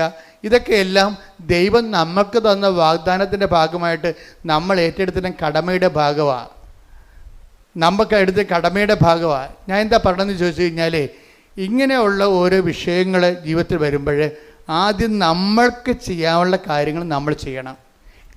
എന്നിട്ടാണ് ദൈവദരിസനത്തിനെതിരെ വിഷയം അവലാദ്യമായിട്ട് വെക്കേണ്ടത്. നമ്മൾ ചെയ്യേണ്ടതിനെ കൊന്ന നമ്മുടെ ജീവിതത്തിൽ നമ്മൾ ഇനിയിപ്പോൾ 2 പിള്ളേരായിപ്പോയി, ഇപ്പം എന്നാ നോക്കാനാ, ആരെ ബോധിപ്പിക്കാനാണെന്ന്. ജീവിതകാലം മൊത്തം ബോധിപ്പിക്കലല്ലേ? ബോധിപ്പിക്കാതെ എങ്ങനെ ജീവിക്കും? പഞ്ചായത്തുകാരെ ബോധിപ്പിക്കാതെ നിങ്ങളുടെ വീട്ടിൽ നിങ്ങൾക്ക് താമസിക്കാൻ പറ്റുമോ? നിങ്ങളൊന്ന് വീടിൻ്റെ ഒരു ഇറക്കം എടുത്തു നോക്കിയേ, പഞ്ചായത്തുകാർ അപ്പോൾ ഒന്നും പറയും ബോധിപ്പിക്കാൻ ജീവിക്കാം. പച്ച വെള്ളം വേണമെന്നുണ്ടെങ്കിൽ വാട്ടർ അതോറിറ്റിയെ ബോധിപ്പിക്കാൻ ജീവിക്കാൻ പറ്റുമോ? ഇല്ല. എല്ലാം ബോധിപ്പിച്ചേ ജീവിക്കാൻ പറ്റത്തുള്ളൂ. അപ്പോൾ നമ്മുടെ ജീവിതകാലം മുഴുവൻ മനുഷ്യനെയും ദൈവത്തെയും ബോധിപ്പിച്ച് മാത്രമേ ഈ പച്ചയായിട്ടുള്ള ജീവിത യാഥാർത്ഥ്യങ്ങളെ ഓവർടേക്ക് ചെയ്തിട്ട് കാര്യമില്ല. അതിനെ ഫേസ് ചെയ്യാണ് വേണ്ടത് ബുദ്ധിപൂർവമായിട്ട്. ശ്രുതിക്കട്ടെ ഹല്ലേലൂയ.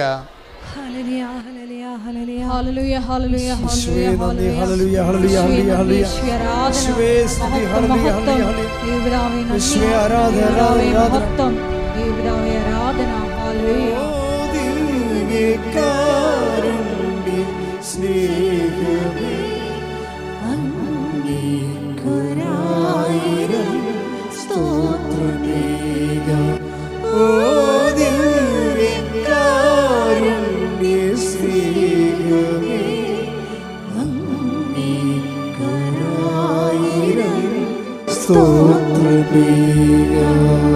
പരിശുദ്ധ പരമദിവ്യകാരുണ്യത്തിന് നേരവും ആരാധനയും സ്തുതിയും പുകഴ്ചയും ഉണ്ടായിരിക്കട്ടെ. പരിശുദ്ധ പരമദിവ്യകാരുണ്യത്തിന് നേരവും ആരാധനയും സ്തുതിയും പുകഴ്ചയും ഉണ്ടായിരിക്കട്ടെ.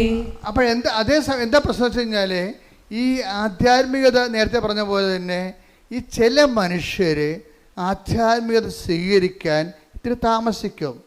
അപ്പോൾ അവരോട് നിങ്ങൾ ഓർക്കും ജോസഫ് എന്താ ഇങ്ങനെ ജഡികമായിട്ട് സംസാരിക്കണം എന്ന് ചോദിക്കും. ചിലങ്ങനെ മനസ്സിൽ വിചാരിക്കുമെന്നുണ്ടാകും, ഇങ്ങനെയാണോ ഇതിൻ്റെ ഉത്തരം, ഇതിങ്ങനെ തന്നെയാണ് എൻ്റെ ഉത്തരം. എന്താ പ്രശ്നം വെച്ച് കഴിഞ്ഞാൽ മനുഷ്യന്മാർ പലരും ഈ ക്രിസ്തുവിനെ സ്വീകരിക്കുന്നതിൻ്റെ കാര്യത്തിൽ ഡിഗ്രീസ് ഓഫ് വേരിയേഷൻസ് ഒത്തിരി ഉണ്ട്. എല്ലാവരും ഒരേ രീതിയിലല്ല. ഇപ്പം നല്ലവണ്ണം ക്രിസ്തുവിനെ സ്വീകരിച്ചവരാണെങ്കിൽ അവർക്ക് പിന്നെ ഈ പ്രശ്നമില്ലല്ലോ, അവർ വേറെ ജീവിത പങ്കാളിത്തത്തിലേക്ക് പോകത്തില്ലല്ലോ, ഇല്ലേ? നല്ലവണ്ണം ക്രിസ്തുവിനെ സ്വീകരിച്ചവരാണെങ്കിൽ പോകത്തില്ല. ക്രിസ്തുവിനെ സ്വീകരിക്കാത്ത ഭർത്താക്കന്മാരില്ലേ, ഭാര്യമാരില്ലേ? ഉണ്ടല്ലോ. അതായത് ഇപ്പം വചനെടുത്ത് 1 കൊറിന്ത്യൻസ് 2:14 എടുത്ത് ശ്രുതികട ഹല്ലേലൂയ ഹല്ലേലൂയ ഹല്ലേലൂയ ഹല്ലേലൂയ. യേശുവേ നന്ദി, യേശുവേ സ്തുതി, ഹല്ലേലൂയ. യേശുവേ ആരാധന ആരാധന ആരാധന. 1 കൊരിന്തോസ് 2:14. 1 കൊരിന്ത്യൻസ് 2:14. ലൗകിക മനുഷ്യന് അതേ കിടക്കണം. എന്താണ് സംഭവം? ലൗകിക ഒന്ന് പറഞ്ഞേ. ലൗകിക മനുഷ്യന് ദൈവാത്മാവിന്റെ ദാനങ്ങൾ ഭോഷത്വമാകയാൽ വേറെ ചേച്ചിമാരെ തിരക്കി പോണ ആ മനുഷ്യനോട് ഉടമ്പടിയെ കുറിച്ച് പറഞ്ഞ ഏക്കുക. എന്താ? അയാൾ ലൗകിക മനുഷ്യനാണ്. അയാൾ ചിലപ്പോൾ കത്തോലിക്കനാകാം, പക്ഷേ അയാൾ ലൗകിക മനുഷ്യനാണ്. കാര്യം എന്താണ്? യഥാർത്ഥ ക്രിസ്ത്യാനി ജീവിത പങ്കാളിയെ വഞ്ചിക്കത്തില്ല. ഉറപ്പല്ലേ? പിന്നെ പക്ഷെ അവൻ ക്രിസ്തുവിനെ സ്വീകരിക്കാൻ ആകണം. ക്രിസ്തുവിനെ സ്വീകരിച്ച ആളാണ്. അതുകൊണ്ടാണ് പറയുന്നത്. എന്ത് വായിച്ച് ലൗകിക മനുഷ്യന് ദൈവാത്മാവിന്റെ 1 കൊരിന്ത്യൻസ് 2:14 ഏറ്റു പറഞ്ഞ് ലൗകിക മനുഷ്യന് ദൈവാത്മാവിന്റെ ദാനങ്ങൾ ഭോഷത്വമാകയാൽ അവനത് സ്വീകരിക്കുന്നില്ല. ഈ ദാനങ്ങൾ ആത്മീയമായി വിവേചിക്കപ്പെടേണ്ടവയാകയാൽ അവ ഗ്രഹിക്കാനും അവന് സാധിക്കുന്നില്ല. അപ്പൊ ഈ സീറോ ആയിട്ടുള്ള വിശ്വാസത്തെ ഉള്ള ആൾക്കാരെ ഉടമ്പടിയിലൂടെ പതുക്കെ, കാര്യം ഇന്ന് സീറോ ഫെയ്ത്തിലിരിക്കുന്ന ആൾക്കാരെ പെട്ടെന്ന് ഉടമ്പടിയിൽ, ഇപ്പം നമുക്കറിയാമല്ലോ, ഇപ്പം 8ാം ക്ലാസ് വെച്ച് 6ാം ക്ലാസ് വെച്ച് പഠനം നിർത്തിയെന്ന് വിചാരിച്ചോ ഇല്ലേ? അവർക്ക് 10ാം ക്ലാസ് അവരുടെ വയസ്സ് കഴിഞ്ഞിട്ടുണ്ടെങ്കിൽ 10-32 വയസ്സായിട്ടുണ്ടെങ്കിൽ ഗവൺമെൻറ് അവർക്കൊരു പ്രൊവിഷൻ കൊടുക്കും. എന്താണ്? 10ാം ക്ലാസ് നിങ്ങൾക്ക് എഴുതാവുന്ന. ഇപ്പോൾ ഉണ്ടായിരുന്നല്ലേ? അങ്ങനെ ഉണ്ടൊരു നിയമം അല്ലേ? ഇതുപോലെ തന്നെയാണ് BAയും MAയും ഒക്കെ. അവർ +2 പണ്ട് പാസ്സായതാണ്. പിന്നെ കുറേ കാലത്ത് ഗ്യാപ്പ് വന്നുപോയി. ഇപ്പോൾ വയസ്സ് കയറുകയാണെങ്കിൽ ഗവൺമെൻറ് അവർക്ക് MA എഴുതാനുള്ള അനുവാദം കൊടുക്കും. ഉടമ്പടി ഇതാണ് സംഭവം. ഉടമ്പടി ചെയ്യണത് ഇതാണ്. എന്താ കാര്യം? നിങ്ങൾക്ക് ഫെയ്ത്തിനൊപ്പം ക്രൊണോളജിക്കൽ ഇയർ, നിങ്ങളുടെ വയസ്സിനൊപ്പം നിങ്ങളുടെ ഫെയ്ത്ത് ഇയർ വളരുന്നില്ലെന്ന് വിചാരിച്ചോ? നിങ്ങളുടെ വയസ്സിനൊപ്പം ഇപ്പം നിങ്ങൾക്ക് 40 വയസ്സുണ്ട്. പക്ഷെ 40 വയസ്സുണ്ടെങ്കിലും പണ്ടത്തെ കർത്താവിൻ്റെ മാലാഖയും കലാപരിപാടിയൊക്കെ കയ്യിലുള്ളു. മനസ്സിലായില്ലേ? എന്ന് വെച്ചാൽ 8 വയസ്സിൻ്റെ ആധ്യാത്മിക വളർച്ചയേ ഉള്ളൂ. വയസ്സ് 40 നിങ്ങളുടെ ക്രൊണോളജിക്കൽ ഇയർ എന്ന് വെച്ച് കഴിഞ്ഞാൽ ജഡിക വളർച്ച, ജഡിക വയസ്സ് ആധ്യാത്മിക വയസ്സിൻ്റെ ചിലപ്പോൾ 5 ഇരട്ടിയാകാം. 8 40. 8 വയസ്സിൽ നിങ്ങൾക്ക് ഉണ്ടായിരുന്ന 8 വയസ്സെന്ന് പറയുമ്പോൾ 3ാം ക്ലാസ്സിൽ പഠിക്കുന്നു. ആ 3ാം ക്ലാസ്സിൽ പഠിക്കുമ്പോഴാണ് നമ്മൾ കർത്താവിൻ്റെ മാലാഖി കാര്യങ്ങളൊക്കെ പഠിക്കണം, വേദപുസ്തകം പഠിക്കണത്. പിന്നെ ആ മേഖലയിൽ പഠനങ്ങളൊന്നുമില്ല. വയസ്സിപ്പോൾ 40 ആയി. ഇപ്പോൾ എന്താ പറ്റിയിരിക്കണത്? ജഡിക വയസ്സ് വളർന്ന് വിശ്വാസ വളർച്ച 8ാം ക്ലാസ് വരെയേ ഉള്ളൂ. മനസ്സിലായ? ഇനി നമ്മൾ 40 വയസ്സിൻ്റെ പരീക്ഷ ഒപ്പം എഴുതണ ഒറ്റ ഉടമ്പടിയിലാണ് നമ്മൾ സംഭവിക്കണത്. ഇത് ഒറ്റ ഉടമ്പടിയിൽ അവൻ പറയണ പോലെ വചനം ജീവിച്ച് കഴിയുമ്പോൾ എന്നാ പറ്റും? 2 ദിവസത്തിനുള്ളിൽ തന്നെ ഇവന് വിശ്വാസ വളർച്ച 40 വയസ്സ് വരെ എത്തും. ശ്രുതികട ഹല്ലേലൂയ. ഹല്ലേലൂയ ഹല്ലേലൂയ ഹല്ലേലൂയ ഹല്ലേലൂയ. യേശുവേ ആരാധന. ഹല്ലേലൂയ ഹല്ലേലൂയ ഹല്ലേലൂയ. യേശുവേ ഞങ്ങളുടെ ക്രോണോളജിയോടൊപ്പം തന്നെ വളരുവാൻ ഇതിലേക്കാൾ കൂടുതൽ വളരുവാൻ Praise ഈ the Lord. ആരാധനകളോട് ഞങ്ങൾ അഭിഷേകം ചെയ്യുന്നു. അതായത് ഈ ഉടമ്പടിയുടെ ഏറ്റവും വലിയ ശക്തി എന്ന് പറയുന്നത്, ഇത് എത്ര ആധ്യാത്മികമായിട്ട് തോറ്റ് തുന്നമ്പാടി കിടക്കുന്നവനെയും അത് വൃത്തിമെനയായിട്ട് ഉടമ്പടിയിലേക്ക് അവന് അത് പ്രയോഗത്തിൽ കൊണ്ടുവരുമ്പോൾ പെട്ടെന്ന് ഇവൻ്റെ ഫെയ്ത്ത് ഇയർ അവൻ്റെ വയസ്സിനേക്കാൾ കൂടുതലാകും.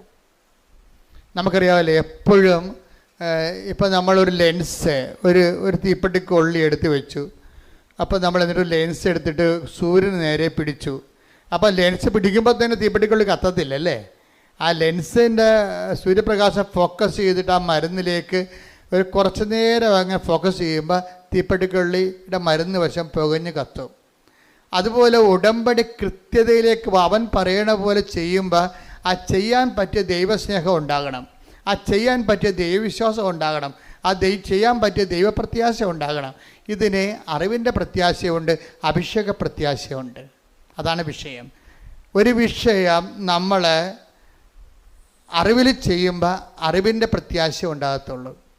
ഒരു വിഷയം നമ്മൾ അനുഭവത്തിൽ ചെയ്യുമ്പോൾ അഭിഷേക പ്രത്യാശ ഉണ്ടാകും. അപ്പം നിങ്ങൾ പറയാം, അച്ഛാ മനസ്സിലാകണില്ലെന്ന് പറയും. അത് മനസ്സിലാക്കി തരാം. അതെന്താ ഇപ്പോൾ സംഭവം വെച്ച് കഴിഞ്ഞാൽ, നമ്മൾ ദൈവസ്നേഹത്തോടെയാണ് നിങ്ങൾ അവൻ പറയണ പോലെ ചെയ്യണമെന്നുണ്ടെങ്കിൽ അത് പെട്ടെന്ന് നമുക്ക് ദൈവത്തെ അനുഭവിക്കാൻ പറ്റും. ദൈവസ്നേഹത്തോടെയാണ് നമ്മൾ ഓരോ വിഷയവും. ഇപ്പോൾ ഈ അദ്ദേഹത്തിൻ്റെ പ്രൊഫസർ ടോയ് തോമസ്, വൈഫിൻ്റെ അസുഖം അറിയാമല്ലോ. വൈഫിൻ്റെ ചെറിയ അസുഖമൊന്നുമല്ല. ആ വൈഫിന് ആദ്യം ലിംഫോമ എന്ന് പറയുന്ന മുഴയുന്ന ക്യാൻസർ ആണെന്നാണ് ആദ്യം ഡിക്റ്റേറ്റ് ചെയ്തത്. പക്ഷേ അതിൻ്റെ സ്കാനിങ് റിപ്പോർട്ട് വന്നപ്പോൾ എന്താ സംഭവിച്ചിരിക്കണമെന്ന് അറിയാം. അത് ആ രോഗം അഡിനോ കസിനോവ എന്ന് പറഞ്ഞ അതായത് ക്യാൻസറിൻ്റെ 5ാം സ്റ്റേജായി. 5ാം സ്റ്റേജായെന്ന് വെച്ചാൽ പിന്നെ ഇനി അതിന് മരുന്നില്ല, അതിന് റേഡിയേഷൻ ഇല്ല, കീമോ ഇല്ല, ഓപ്പറേഷൻ ഇല്ല, ഒന്നുമില്ല. ആകപ്പാടെ ഉള്ളതെന്ന് വെച്ച് കഴിഞ്ഞാൽ മരണം വരെയുള്ള പാലിയേറ്റീവ് കെയർ മാത്രമേ ഉള്ളൂ. ഈ പ്രൊഫസറിൻ്റെ വൈഫിൻ്റെ അവസ്ഥയാണ് പെട്ടെന്ന് പാലിയേറ്റീവ് കെയറിൽ മാത്രമായിപ്പോയി. കാര്യം ആ രോഗത്തിന് മരുന്നില്ല, കീമോ ഇല്ല, റേഡിയേഷൻ നടക്കത്തില്ല, ഓപ്പറേഷൻ ഇല്ല. അപ്പോൾ ഇതെല്ലാം ഈ ഒരു സിറ്റുവേഷനിലാണ് വൈഫും പ്രൊഫസർ ടോയ് തോമസും കൂടി ഉടമ്പടി എടുക്കുന്നത്. അതായത് ഒരു ക്യാൻസറിന് അതിന് ആ 5th സ്റ്റേജിലാണ് വന്നിരിക്കുന്നത്. അതിന് ഓപ്പറേഷൻ ഇല്ല, കീമോ നടക്കാൻ പറ്റത്തില്ല, പിന്നെ ഓപ്പറേഷനും ഇല്ല, റേഡിയേഷനും ഇല്ല. അപ്പം പിന്നെ എന്താ ഉള്ളത്? മരണത്തിനായി കാത്തിരിക്കുക, ഒരുങ്ങുക മാത്രമേ ഉള്ളൂ ആ വിഷയം. അപ്പം ആ ഒരു സിറ്റുവേഷനിൽ ഈ പ്രൊഫസർ എന്താ ചെയ്യണത്? പ്രൊഫസർ പറയണത്, ഞാൻ ഈ പത്രം ഓരോ വീട്ടിലും കൊണ്ടുപോയിട്ട് കർത്താവിനെക്കുറിച്ചും ഞങ്ങളുടെ അനുഭവത്തെക്കുറിച്ചും അവരോട് സംസാരിക്കുമെന്നാണ്. ഇത് ആദ്യം തുടങ്ങിയ പരിപാടിയാണ്, വെറുതെ കൊണ്ടേ കൊടുക്കുകയല്ല. ഈ അറിവിൻ്റെ പ്രത്യാശയും അഭിഷേകത്തിൻ്റെ പ്രത്യാശയും തമ്മിൽ വ്യത്യാസമുണ്ട്. കാര്യം എന്നിട്ട് ഇവർ പറയുന്നത്, അതായത് ഇതിൽ നിന്ന് രക്ഷപ്പെടാൻ കഴിയുമെന്ന് വൈഫിന് പ്രത്യാശ ലഭിച്ചു. ഇവർക്ക് രണ്ടുപേർക്കും പ്രത്യാശ ലഭിക്കുന്നുണ്ട്. നമ്മളെപ്പോഴും പ്രത്യാശ എന്ന് പറയുമ്പോൾ ഉടനെ നമ്മൾ ഉദ്ദേശിക്കുന്നത് ഒരു അറിവിൻ്റെ പ്രത്യാശയുണ്ട്, അഭിഷേകത്തിൻ്റെ പ്രത്യാശയുണ്ട്.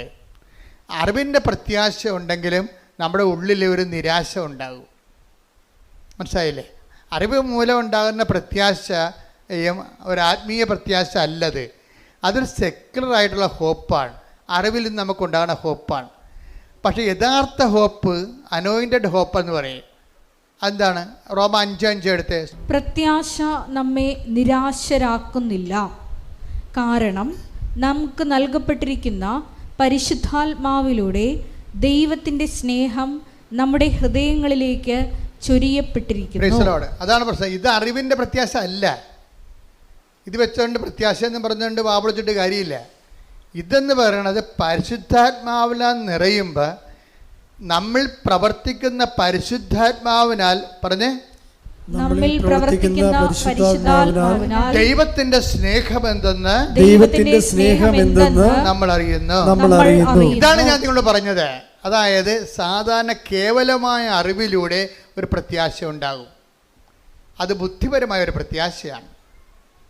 പക്ഷേ ദൈവദാനമായ പ്രത്യാശ എന്ന് പറയുന്ന പുള്ളി അതിൽ പരിശുദ്ധാത്മാവിൻ്റെ കണ്ടൻറ്റ് വൈസ് റിച്ചായിരിക്കും. അതുകൊണ്ടാണ് നമുക്ക് നിരാശ തോന്നാത്തത്. പല പ്രത്യാശ, ഇപ്പോൾ ഒരു കല്യാണം വിട്ടുപോകുമ്പോൾ അമ്മ പറയും സാരമില്ല, അവൻ പോയാൽ വേറെ തന്നെ അതിനേക്കാളും നല്ല ദൈവം തരും. ആ ശരിയാണ് മമ്മി എന്ന് പറയും. അതെന്താണ്, എന്നാലും നല്ലതായിരുന്നു, അവന് PR ഉണ്ടായിരുന്നു. മനസ്സിലായില്ലേ? ഇതാണ് അലങ്കോല പ്രത്യാശ എന്ന് പറയുന്നത്.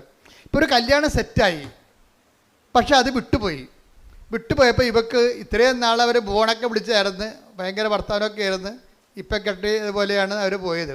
പക്ഷേ സംഗതി പൊളിഞ്ഞു പോയപ്പോൾ പിന്നെ ഇവക്ക് ഭക്ഷണവും വേണ്ട, ഉറക്കവും ഇല്ല, അവൾക്ക് ഭ്രാന്തിയെപ്പോലെ അവിടെ ഇരിക്കുകയാണ്. അപ്പം മമ്മി വന്ന് അവളോട് പറയണേ, എടി ഇതിപ്പോൾ അവൻ പോട്ടെ, അവന് വേറെ വല്ല കേസൊക്കെ ഉണ്ടാകും, ദൈവം അത് നമ്മുടെ കണ്ണിൽ കൊള്ളാനുള്ള പുരുകത്തിലാക്കി തന്നതാണെന്നൊക്കെ പറഞ്ഞ് മമ്മിയുടെ കാറ്റഗറീസ് അടിച്ച് അവളെ ഏൽപ്പിച്ചു. ഇതിനേക്കാൾ നല്ലത് നമുക്ക് വരും, അതല്ലേ ദൈവം ഇത് മാറ്റിയതെന്നൊക്കെ. ഇതൊക്കെ മാനുഷികമായിട്ട് പറഞ്ഞ് പറ്റിക്കാവുന്നല്ല, വലിയ കഥയൊന്നുമില്ല. അത് തൽക്കാലത്തേക്കുള്ള സുഖം കൊടുക്കുന്നേ ഉള്ളൂ. ഇതിന് അറിവിൻ്റെ പ്രത്യാശ എന്ന് പറയും.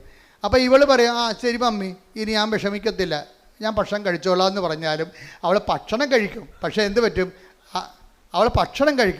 പറ്റും, നിരാശ അവളുടെ ഉള്ളിൽ. ഇപ്പോൾ നല്ലതായിരുന്നത്, അതിന് നല്ല അതിന് PR കിട്ടുമായിരുന്നു, ഇനി വലിയ കുഴപ്പമൊന്നുമില്ല, ഇനി ഏത് കാലമാടനാണോ വരാൻ പോണത് എന്നൊക്കെ ഓർത്തിട്ട് അവൾക്ക് ഭയങ്കര സംഘർഷം ഉണ്ടാകും. ഇങ്ങനെ ഈ ഒരു വിഷയത്തിനാണ് നമ്മളെ നിരാശ ഉണ്ടാകും, പ്രത്യാശ ഉണ്ടാകും, പക്ഷെ അതേസമയം തന്നെ നിരാശ തോന്നിക്കുകയും ചെയ്യും. ഇവിടെ പരിശുദ്ധാത്മാവിന് പ്രത്യേകിച്ച് റോളൊന്നുമില്ല. അപ്പുറത്തെ കാര്യം എന്താണെന്ന്, ഇപ്പം ഈ മമ്മി പറഞ്ഞിട്ടുണ്ടായിരിക്കുന്ന പ്രത്യാശ മാനുഷികമായ അറിവിൻ്റെ പ്രത്യാശയാണ്. പക്ഷെ നമുക്ക് വേണ്ടത് എന്താണ്? അഭിഷേകത്തിൻ്റെ പ്രത്യാശയാണ്. അഭിഷേകത്തിൻ്റെ പ്രത്യാശ എങ്ങനെയാണ് വരണത്? ദൈവസ്നേഹത്തിൽ നിന്നാണ് ഉണ്ടാകണത്.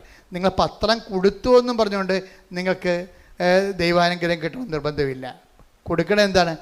ദൈവസ്നേഹത്തോടെ കൊടുക്കണം. പറഞ്ഞ മനസ്സിലായില്ലേ? കാര്യം ഇതിൻ്റെ എല്ലാം എപ്പോഴും നമ്മൾ ശ്രദ്ധിക്കേണ്ടത്, ഉടമ്പടിയുടെ ഓരോ കാര്യവും ശ്രദ്ധിക്കേണ്ടത് നിങ്ങൾ ചെയ്യുന്ന. ഇപ്പോൾ രോഗികളെ നിങ്ങളെ പോയി കാണുന്നു, അല്ലേ? രോഗികളെ പോയി കാണുന്നു. അതുപോലെ തന്നെ നിങ്ങൾ വസ്ത്രമില്ലാത്തവർക്ക് വസ്ത്രം കൊടുക്കുന്നു. അതുപോലെ തന്നെ നിങ്ങൾ പൈസ ഇല്ലാത്തവർക്ക് പൈസ കൊടുക്കുന്നു. ഇതൊക്കെ നിങ്ങൾക്ക് സാങ്കേതികമായിട്ടൊക്കെ ചെയ്യാൻ പറ്റും, ആരും ചെയ്യണതാണിത്. പക്ഷേ അതല്ല പ്രശ്നം. ഉടമ്പടിയിൽ അത് ചെയ്യുമ്പോൾ അത് ദൈവികമാകണമെന്നുണ്ടെങ്കിൽ ദൈവസ്നേഹത്തിലൂടെ ചെയ്യാൻ പറ്റത്തുള്ളൂ. ഈ ദൈവസ്നേഹത്തോടെ ചെയ്യുമ്പോഴാണ് ദൈവികമായ, ഇപ്പം നമ്മൾ ഫെയ്ത്ത്, ഹോപ്പ് ആൻഡ് ചാരിറ്റിക്ക് ദൈവിക പുണ്യങ്ങളെന്നാണ് പറയണത്. അപ്പോൾ അതിനെ ദൈവിക പുണ്യം എന്ന് പറയാൻ കാര്യം എന്താണ്? ഈ സംഭവം തന്നെ ഓപ്പൺ മാർക്കറ്റിൽ കിട്ടും പുണ്യങ്ങളെ. നമ്മളതിനെ പുണ്യങ്ങളെന്നല്ലേ വിളിക്കുന്നത്. പ്രത്യാശയൊക്കെ മനുഷ്യന്മാർക്കുണ്ടല്ലോ, അത് കെട്ടിയെടുത്ത് ക്രിസ്ത്യാനി ആയിട്ടില്ലെങ്കിലും പ്രത്യാശ ആൾക്കാർക്കുണ്ടല്ലേ, മാനുഷികമായ പ്രത്യാശ ഉണ്ട്. എന്തുകൊണ്ടാണ് ഇതിനെ ദൈവിക പുണ്യങ്ങളെന്ന് വിളിക്കാൻ കാര്യം എന്താണ്? ദൈവദത്തമായ പുണ്യങ്ങളാണ്. അതായത് പരിശുദ്ധാത്മാവിന് ദാനമായിട്ട് ലഭിക്കുന്നത് കൊണ്ടാണ്.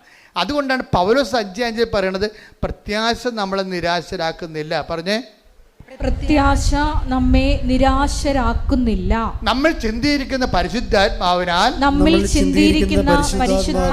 ദൈവത്തിന്റെ സ്നേഹമെന്തെന്ന് നമ്മൾ അറിയുന്നു. അപ്പൊ പ്രത്യാശ നമ്മൾ അനുഭവിക്കുമ്പോഴും അടിസ്ഥാനപരമായിട്ട് നമ്മൾ അനുഭവിക്കുന്നത് എന്താണ്? ദൈവത്തിൻ്റെ സ്നേഹമാണ്. ഈ പ്രൊഫസർ ടോയ് തോമസിൻ്റെ വൈഫ്, അവർ പാലിയേറ്റീവ് കീമോയാണ് എടുത്തത്. വെച്ച് കഴിഞ്ഞാൽ അത് നല്ല മോർഫിനൊക്കെ അടിച്ചുള്ള ഒരു കീമോയാണ് ആ സംഭവം. അപ്പം അച്ഛൻ ഒരു മരവിപ്പ് തോന്നുന്നു, അത്രേ ഉള്ളൂ. രോഗം സുഖമാക്കുകയില്ല. രോഗത്തിൻ്റെ മരുന്നൊന്നും ഇല്ല, ആ രോഗത്തിന് മരുന്നില്ല, ഓപ്പറേഷൻ ഇല്ലെന്ന് പറഞ്ഞില്ല, റേഡിയേഷൻ ഇല്ല, കീമോയും ഇല്ല. പക്ഷേ ഇത് കഴിയുമ്പോൾ ഇവർക്ക് നല്ല പ്രത്യാശ കിട്ടും. ഇവർ പറയുന്ന വാക്കതാണ്, ഇങ്ങനെയൊക്കെ ഇത്രയും വലിയ ചികിത്സയാണെങ്കിലും എനിക്ക് നല്ല പ്രത്യാശ ഉണ്ടെന്ന്. ആ പ്രത്യാശ എന്ത് പ്രത്യാശയാണ്? പരിശുദ്ധാത്മാവിൻ്റെ പ്രത്യാശയാണ്, ദൈവികമായ പ്രത്യാശയാണ്. ഇവരെന്നോട് ചോദിക്കും, ഇവർ കണ്ണാടി നോക്കി ചോദിക്കണം, കർത്താവേ എൻ്റെ മുടി എന്താണ് കൊഴിയാത്തതെന്ന്. കീമോയൊക്കെ എടുക്കുന്നുണ്ട്, പക്ഷെ മുടി കൊഴിയണില്ല. കാര്യം നീ അഗ്നിയിലൂടെ നടക്കും, അഗ്നി നിന്നെ വിഴുങ്ങത്തില്ല. അഭിഷേക വിധി പ്രകാരമുള്ള പ്രത്യാശയാണ്. ഇത് ദൈവത്തിന് സാധിക്കുന്നത്, നമ്മൾക്ക് സാധിക്കുന്നത് ഉടമ്പടിയിലൂടെയാണ്. ദൈവികമായി ദാനം നമുക്ക് അവകാശമാക്കുന്നത് എങ്ങനെയാണ്? അവൻ പറയണത് പോലെ ചെയ്യുമ്പോഴല്ല, അവൻ പറയണത് പോലെ ദൈവസ്നേഹത്തോടെ ചെയ്യുമ്പോഴാണ്. കൈയടിച്ച് ശ്രദ്ധിക്കട്ടെ. ഹല്ലേലൂയ. ഹല്ലേലൂയ, ഹല്ലേലൂയ, ഹല്ലേലൂയ, ഹല്ലേലൂയ. ഹല്ലേലൂയ, ഉടമ്പടി നിബന്ധനകള് ഹല്ലേലൂയ, ഏറ്റവും ഹല്ലേലൂയ. പ്രത്യാശയോടെ ദൈവസ്നേഹത്തോടെ ചെയ്യുവാൻ ഈ ആരാധനയിലൂടെ ഞങ്ങളെ അഭിഷേകം ചെയ്യണമേ. വിശ്വാസത്തിനാത്മാവേ വരേണമേ, ആശ്വാസത്തിനാത്മാവേ വരേണമേ, വിശ്വാസത്തിനാത്മാവേ വരേണമേ, ആശ്വാസത്തിനാത്മാവേ വരേണമേ, പരിശുദ്ധാത്മാവേ പാവനാത്മാവേ എൻ്റെ ഹൃദയത്തിൽ വന്നു വാഴണേ.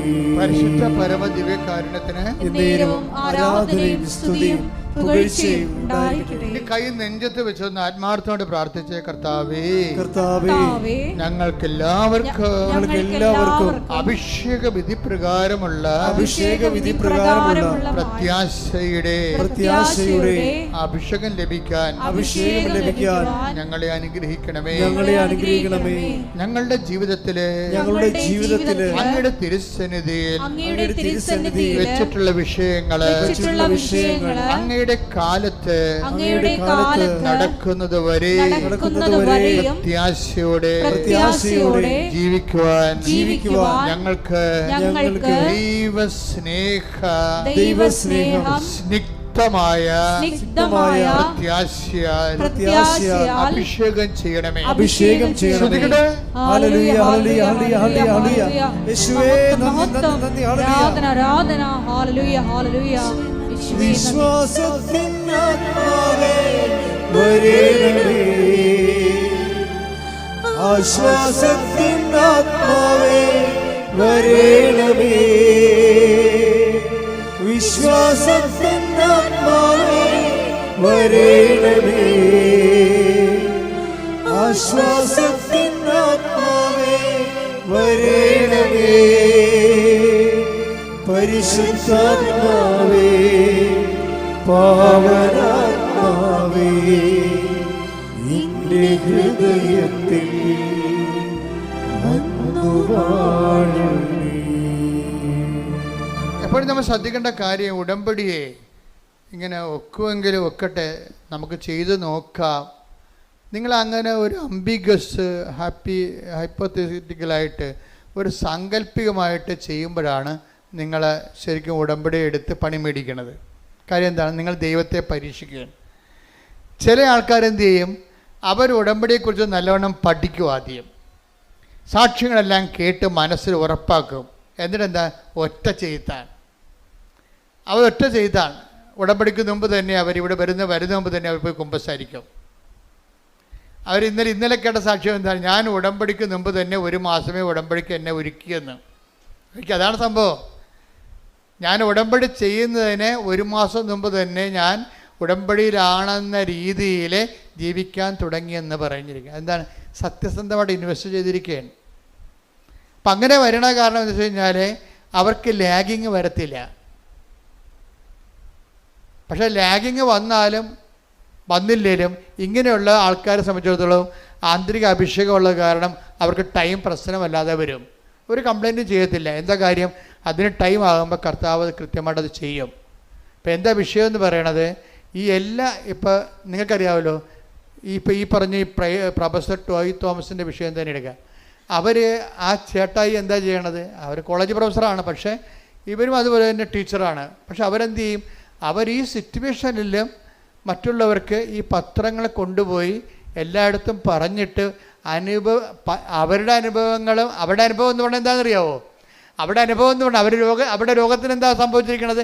റേഡിയേഷൻ പറ്റത്തില്ല, ഓപ്പറേഷൻ പറ്റത്തില്ല, കീമോ പറ്റത്തില്ല. പക്ഷേ പാലിയേറ്റീവ് കീമോ, മരിക്കാനുള്ള കീമോ കൊടുത്തിരിക്കുകയാണ്. ആ സംഭവം പക്ഷേ ഒരു കീമോ കഴിഞ്ഞ് 2 കീമോ 3ാമത്തെ കീമോ ടെസ്റ്റ് ചെയ്ത് നോക്കിയപ്പോൾ ഉണ്ട് 99% ഇവർ സുഖപ്പെട്ടിരിക്കുകയാണ്. അപ്പം ഇവരുടെ അനുഭവങ്ങൾ പറഞ്ഞാണ് ഇവർ ആൾക്കാർക്ക് പത്രങ്ങൾ കൊടുക്കേണ്ടത്. എന്നുവെച്ചാൽ അത് കൊടുത്ത് ഒപ്പിച്ച് തീർക്കുന്ന ഒരു കാര്യമല്ല, മറിച്ച് എന്താണ്, അത് തന്നെ ഒരു ജോലിയാണ്, പ്രേക്ഷിത പ്രവർത്തനമാണ് ഉടമ്പടി. കാര്യം കാര്യം ഇത് ആദ്യമേ തന്നെ ഞാൻ തുടങ്ങിയപ്പോൾ തന്നെ പിശാച് പല്ലും നഖവും കൊണ്ട് പത്രത്തെ എതിർത്തായിരുന്നു. ഇപ്പം ഞാൻ 3-4 പേര് ഇതിൻ്റെ ഒരു കീബോർഡിൽ നിൽക്കുന്ന ആൾക്കാരുണ്ട്. ഞങ്ങൾക്ക് ഇതിനെക്കുറിച്ച് ഐഡിയ ഉണ്ട്, വ്യക്തമായ ഐഡിയ ഉണ്ട്. അപ്പോൾ എന്തെല്ലാം ലോകം മുഴുവനും തലകുത്തി മറിഞ്ഞാലും ഞങ്ങളുടെ തലകുത്തി മറിയത്തില്ല. എന്താ കാര്യം? ഇപ്പം ഞാൻ തന്നെ നിങ്ങളുടെ വിഷയത്തിൽ ഞാൻ എപ്പോഴും സംസാരിക്കണം. എന്താ കാര്യം? ഈ വിഷയത്തിൻ്റെ ഇപ്പം ഞാൻ ജീവിച്ചിരിക്കുന്നതോളം കാലം ഫസ്റ്റ് ഹാൻഡ് പ്രൈമറി വിറ്റ്നസ് ഞാനാണ്. മാതാവ് പ്രത്യക്ഷപ്പെടേണ്ട കണ്ടത് ഞാൻ മാത്രമേ അമ്മയെ കണ്ടുള്ളൂ, സത്യമായിട്ടും കണ്ടുള്ളൂ. പക്ഷേ ഇന്ന് ലക്ഷക്കണക്കിന് മനുഷ്യർ അമ്മയെ കാണുന്നുണ്ട്, അനുഭവത്തിലൂടെയും നേരെയും.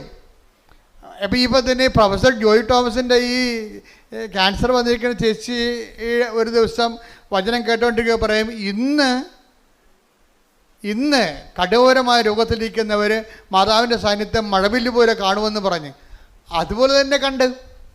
അതെന്താ കാര്യം വെച്ച് കഴിഞ്ഞാൽ ഈ വിശ്വാസത്തിൽ ദൈവത്തെ അന്വേഷിക്കുന്നവർക്ക് ദൈവം സമീപസ്ഥനാണ്. ഹൃദയ പരമാർത്ഥതയോടെ take the word of God. സ്തുതിക്കട്ടെ. ഹല്ലേലൂയ ഹല്ലേലൂയ ഹല്ലേലൂയ ഹല്ലേലൂയ. യേശുവേ നന്ദി. ഹല്ലേലൂയ ഹല്ലേലൂയ ഹല്ലേലൂയ. യേശുവേ ആരാധന ആരാധന ആരാധന. യേശുവേ നന്ദി. മഹത്വം മഹത്വം മഹത്വം മഹത്വം. ഹല്ലേലൂയ ഹല്ലേലൂയ ഹല്ലേലൂയ. 145 സങ്കീർത്തനം 18 തിരുവചനം. സങ്കീർത്തനം 145:18.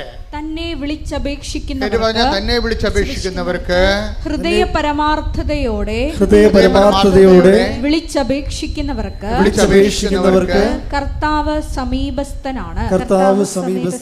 കളങ്കമില്ലാതെ പരമാർത്ഥത വേണം. അല്ല ഒക്കുവോ? അച്ഛൻ പറഞ്ഞ് ശരിയായിരിക്കുവോ? അത് മഴവില്ല് ചുമ്മാ കണ്ടതല്ലേ? ആകാശത്ത് കാണാം മഴവില്ലൊക്കെ, പിന്നെ അച്ഛൻ പറഞ്ഞതാണ്. അച്ഛൻ പറഞ്ഞാലും പറഞ്ഞില്ലെങ്കിലും മഴവില്ല് അവിടെ ഉണ്ടാകത്തില്ലേ? ഇങ്ങനെയൊക്കെ എന്ത് വേണമെങ്കിൽ നമുക്ക് സംശയിക്കാം. അതുകൊണ്ട് തന്നെയാണ് ഹൃദയ പരമാർത്ഥതയോടെ. കാര്യം എന്താണ്? കർത്താവ് എന്നോട് സംസാരിച്ചതാണെന്ന് അതൊക്കെയറിയാമല്ലോ. ദൈവഹിതപ്രകാരമുള്ള ദർശനങ്ങളുണ്ടാകും. അപ്പോൾ ആ വ്യക്തിക്ക് അത് ഉദ്ദേശിക്കുന്നുണ്ടെങ്കിൽ ആ വ്യക്തിക്ക് അതിൻ്റെ ഇൻ്റർപ്രിട്ടേഷൻ കൊടുത്തിരിക്കും ദൈവം. ഇങ്ങനെയല്ല നമ്മൾ സ്വപ്നത്തിലൂടെ ഓരോ കാര്യങ്ങൾ വിവേചിക്കുന്നത്. ദൈവഹിതപ്രകാരമുള്ള ദൈവം ഉദ്ദേശിച്ചിട്ട് കൊടുക്കുന്ന സ്വപ്നങ്ങളുണ്ട്, ദൈവം ഉദ്ദേശിച്ചിട്ട് കൊടുക്കുന്ന ദർശനങ്ങളുണ്ട്. അതെന്താണ്? അതിൻ്റെ പ്രിൻ്റ് ഔട്ട് ഉൾപ്പെടെയാണ് അതിൻ്റെ ആ വ്യക്തിയെ അഡ്രസ്സ് ചെയ്യണത് വിത്ത് അഡ്രസ്സാണ് കൊടുക്കണത്. കാര്യം എന്താണ്? ഇത് എന്നെക്കുറിച്ച് പറഞ്ഞതാണെന്ന് ആന്തരികമായ ബോധ്യം എനിക്ക് കിട്ടും. Praise the Lord. ദൈവഹിതപ്രകാരമുള്ള ദർശനങ്ങൾക്കോ സ്വപ്നങ്ങൾക്കോ ദൈവം നിങ്ങൾക്ക് തന്നെ ബോധ്യപ്പെടുത്തി തരും. എന്താണ്? ഇത് നിങ്ങളെ തന്നെ ഉദ്ദേശിച്ച് ചെയ്തിട്ടുള്ളതാണെന്ന് പറയും. അത് പറയുന്ന സമയത്ത് ചിലർക്ക് കുളിരോടുന്ന പോലുള്ള ശാരീരികമായ ഫിസിക്കൽ ഫിനോമിന ഉണ്ടാകും. ദൈവാനുഭവത്തിന് ഒത്തിരിയേറെ രസകരമായ അനുഭവങ്ങളുണ്ട്. കാര്യം അത് പറഞ്ഞുകൊണ്ടിരിക്കുന്ന സമയത്ത് 2 പേരുടെ ഇരട്ട അഭിഷേകം എന്ന് പറയും. പറയുന്നവർക്കും കേൾക്കുന്നവർക്കും ഒരേ സമയം തന്നെ ആന്തരികമായ ഈ ബോഡിയിൽ തന്നെ ഫീലിംഗ് ചെയ്യും.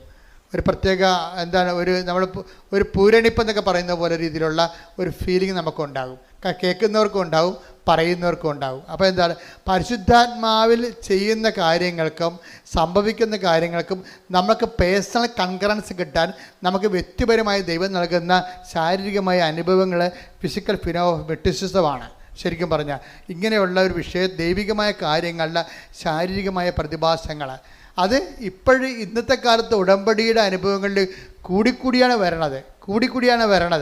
അപ്പോൾ അത് എല്ലാവർക്കും അതുകൊണ്ടാണ് സുഗന്ധാഭിഷേകം വരണത്, മഴവില്ല് വരണത്, അതുപോലെ തന്നെ മാതാവ് സ്വപ്നത്തിൽ വന്ന് വിളിക്കണത്. കഴിഞ്ഞ ദിവസങ്ങളിൽ ഒരു സാക്ഷ്യം ഉണ്ടായെന്ന് വെച്ച് കഴിഞ്ഞാൽ ആ മനുഷ്യന് നമ്മുടെ അദ്ദേഹം പറയണത് ഇവിടെ ഇതിന് വാതിക്കലിരിക്കുന്ന മാതാവ് വന്ന് എന്നെ ഒരു സ്വർണത്തിൻ്റെ വടി കൊണ്ട് ഞാൻ അമ്മയോട് പറഞ്ഞായിരുന്നു, അമ്മ എൻ്റെ ജന്മത്തിൽ ഞാൻ 5:30 എഴുന്നേരം ചരിത്രമില്ല. എനിക്ക് 35 വയസ്സായി. 35 കൊല്ലത്തിനുള്ളിൽ ഇന്ന് വരെ ഞാൻ 8 മണിക്കൊക്കെ എഴുന്നേൽക്കണത്. ഞാനെങ്ങനെയാണ് 5:30 എഴുന്നേൽക്കണത്? അപ്പോഴെന്ത് ചെയ്ത് അമ്മ കറക്റ്റ് 5:29 ആയപ്പോൾ കൃപാസനം വാതിക്കെ നിൽക്കുന്ന മാതാവ് വന്ന് എന്നെ തോണ്ടി വിളിച്ചു. ഞാൻ ഞെട്ടി എഴുന്നേറ്റ് നോക്കിയപ്പോൾ മണി 5:30. അതായത് ഈ കാലങ്ങളിൽ അഡ്രസ്സ് നേരിട്ട് നമുക്ക് അനുഭവം കിട്ടും. നേരിട്ട്. അതായത് ഒന്നാമത്തെ കൃപാസനത്തിൻ്റെ വിഷയം സഞ്ചാരി മാതാവാണ്. എന്ന് വെച്ച് കഴിഞ്ഞാൽ ഇപ്പം തന്നെ ഇവരുടെ കാര്യം തന്നെ എടുക്കാം. ഇവരുടെ കാര്യം, ഇവർക്ക് ഈ ക്യാൻസർ 99% കുറഞ്ഞല്ല, പിന്നെ 1% ഉള്ളു. അപ്പം ആ സന്തോഷ വാർത്ത എന്നെ അറിയിക്കാൻ വേണ്ടി അവരിവിടെ വന്നു.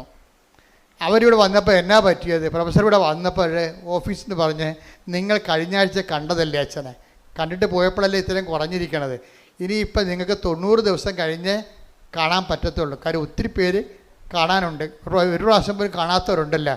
അപ്പം പ്രൊഫസറിന് അത് കാര്യം മനസ്സിലായപ്പോൾ പ്രൊഫസർ സങ്കടത്തോടെയാണെങ്കിൽ തിരിച്ചുപോയി. പിറ്റേ ദിവസമുണ്ട് ഞാൻ പ്രൊഫസറിൻ്റെ വീടിൻ്റെ വാതിൽക്കൽ നിൽക്കണം. അല്ല, എനിക്കറിയാൻ പാടില്ല, ഞാൻ ചേന്നമംഗലത്ത് പോയ ആളാണ്. ചേന്നമംഗലത്ത് ഈ ചേന്നമംഗലം എൻ്റെ പഠനത്തിൻ്റെ ഒരു ഭാഗമാണ്. പഴയകാല ക്രിസ്ത്യൻ സെറ്റിൽമെൻറ്റാണ് ചേന്നമംഗലം എന്ന് പറയുന്നത്. 1800 കൊല്ലം പഴക്കമുള്ള സെറ്റിൽമെൻറ്റാണ്. അപ്പം അതിനെക്കുറിച്ചുള്ള പഠനങ്ങളൊക്കെ ഉണ്ട്. ഞാൻ പഠിച്ച ഒരു പുസ്തകം എഴുതുന്നുണ്ട്. ആ പുസ്തകത്തിൻ്റെ ആവശ്യത്തിന് വേണ്ടി ഞാൻ ചേന്നമംഗലത്ത് യഹൂദ പള്ളി ചെന്ന്, ആ പള്ളി ഒത്തിരി ഏടാകൂടങ്ങളിൽ പോയിട്ടാണ് ആ പള്ളിയിലെത്തിയത്. പള്ളി അടച്ചിട്ടിരിക്കാൻ. പള്ളി അടച്ചിട്ടപ്പോൾ റോഡ് വക്കെ നിന്നിരിക്കുന്ന ഒരാളിനെ ഞാൻ വിളിച്ചിട്ട് ഞാൻ കാറിലേക്ക് വിളിച്ചപ്പോൾ അയ്യോ ജോസഫത്തല്ലേ, എന്താ ഇവിടെ എന്ന് ചോദിച്ചു. ഞങ്ങൾ ഇന്നലെ അച്ഛനെ കാണാമെന്നു.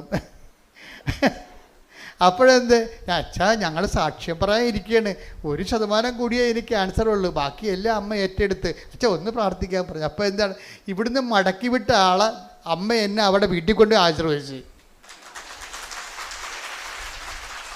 അപ്പോൾ എന്താ പ്രശ്നം എന്ന് വെച്ച് കഴിഞ്ഞാൽ, സഞ്ചാരി മാതാവ് ഇതാണ് സംഭവം. ഈ കാലങ്ങളിൽ ഉടമ്പടിയുടെ വിഷയം എന്ന് പറയണത് ജീവനോടെ അത് ഞാൻ പറഞ്ഞ ഉടമ്പടി നിങ്ങൾ അതിൻ്റെ ഒഴുക്കത്തുനിന്ന് ഒഴുകിയാൽ മതി. മനസ്സിലായോ? ഉടമ്പടി തടസ്സമില്ലാതെ ഒന്ന് ഒഴുകിയാൽ മതി. അതിൻ്റെ ഫലം സ്വാഭാവികമായിട്ട് ഉണ്ടാകണമെന്നാണ്. നമുക്ക് റിസ്ക് ഇല്ല. എന്താ കാരണം, ഒരു കാര്യം നടന്നില്ലെങ്കിൽ ദൈവം അത് ഏറ്റെടുത്തിട്ടുണ്ടെങ്കിൽ ദൈവം നേരിട്ട് ആ വിഷയത്തിൽ തീരുമാനം ഉണ്ടാക്കും. അതാണ് ഉടമ്പടി. എന്താ കാര്യം, ഇത് മാതാവിൻ്റെ പ്രത്യക്ഷീകരണത്തിൻ്റെ സ്ഥിരീകരണത്തിൻ്റെ വിഷയമായത് കാരണം നമ്മളെ അനുഗ്രഹിക്കുക, സാക്ഷികളാക്കി മാറ്റുക ആരുടെ ആവശ്യമാണ്? നമ്മുടെ ആവശ്യം പോലെ തന്നെ ദൈവത്തിൻ്റെ ആവശ്യമാണ്. അതുകൊണ്ടാണ് ഇത് സ്പീഡാകുന്നതിൻ്റെ കാര്യം. നിങ്ങൾക്ക് ചിലർക്ക് പറ്റുന്ന അബദ്ധം, നിങ്ങളിങ്ങനെ പൊട്ടം കണ്ണാനെ പോലെ തപ്പിയും തടഞ്ഞു വെക്കുക, എന്തെങ്കിലുമൊക്കെ ചെയ്യോ, ഇനി അതെവിടെ കൊടുക്കാനാണ്, രോഗികളെ കാണാനാണ്, ആരെ കാണാനാണ്, നമ്മുടെ താലൂക്കിൽ ഗവൺമെൻറ് ആശുപത്രി ഉണ്ടാ കൊള്ളാം, നല്ല പരിപാടിയെ പോയി. അവിടെ ഇന്ന് വരെ ഒരു ഗവൺമെൻറ് ആശുപത്രി പോയിട്ടില്ല, എല്ലാം പ്രൈവറ്റ് ആശുപത്രിയിലേ പോയിട്ടുള്ളൂ. അപ്പോൾ പാവത്തങ്ങളൊക്കെ ഉള്ള ഗവൺമെൻറ് ആശുപത്രി ആയിരിക്കുമല്ലോ ഉള്ളത്, അവരെല്ലാം പോയി കാണേണ്ടത്. അപ്പോൾ അവരെ പോയി കാണുമ്പോൾ ഇവർക്ക് അറിയത്തില്ല, ഇവരുടെ മനുഷ്യരുടെ സംസർഗബോധമാണ്.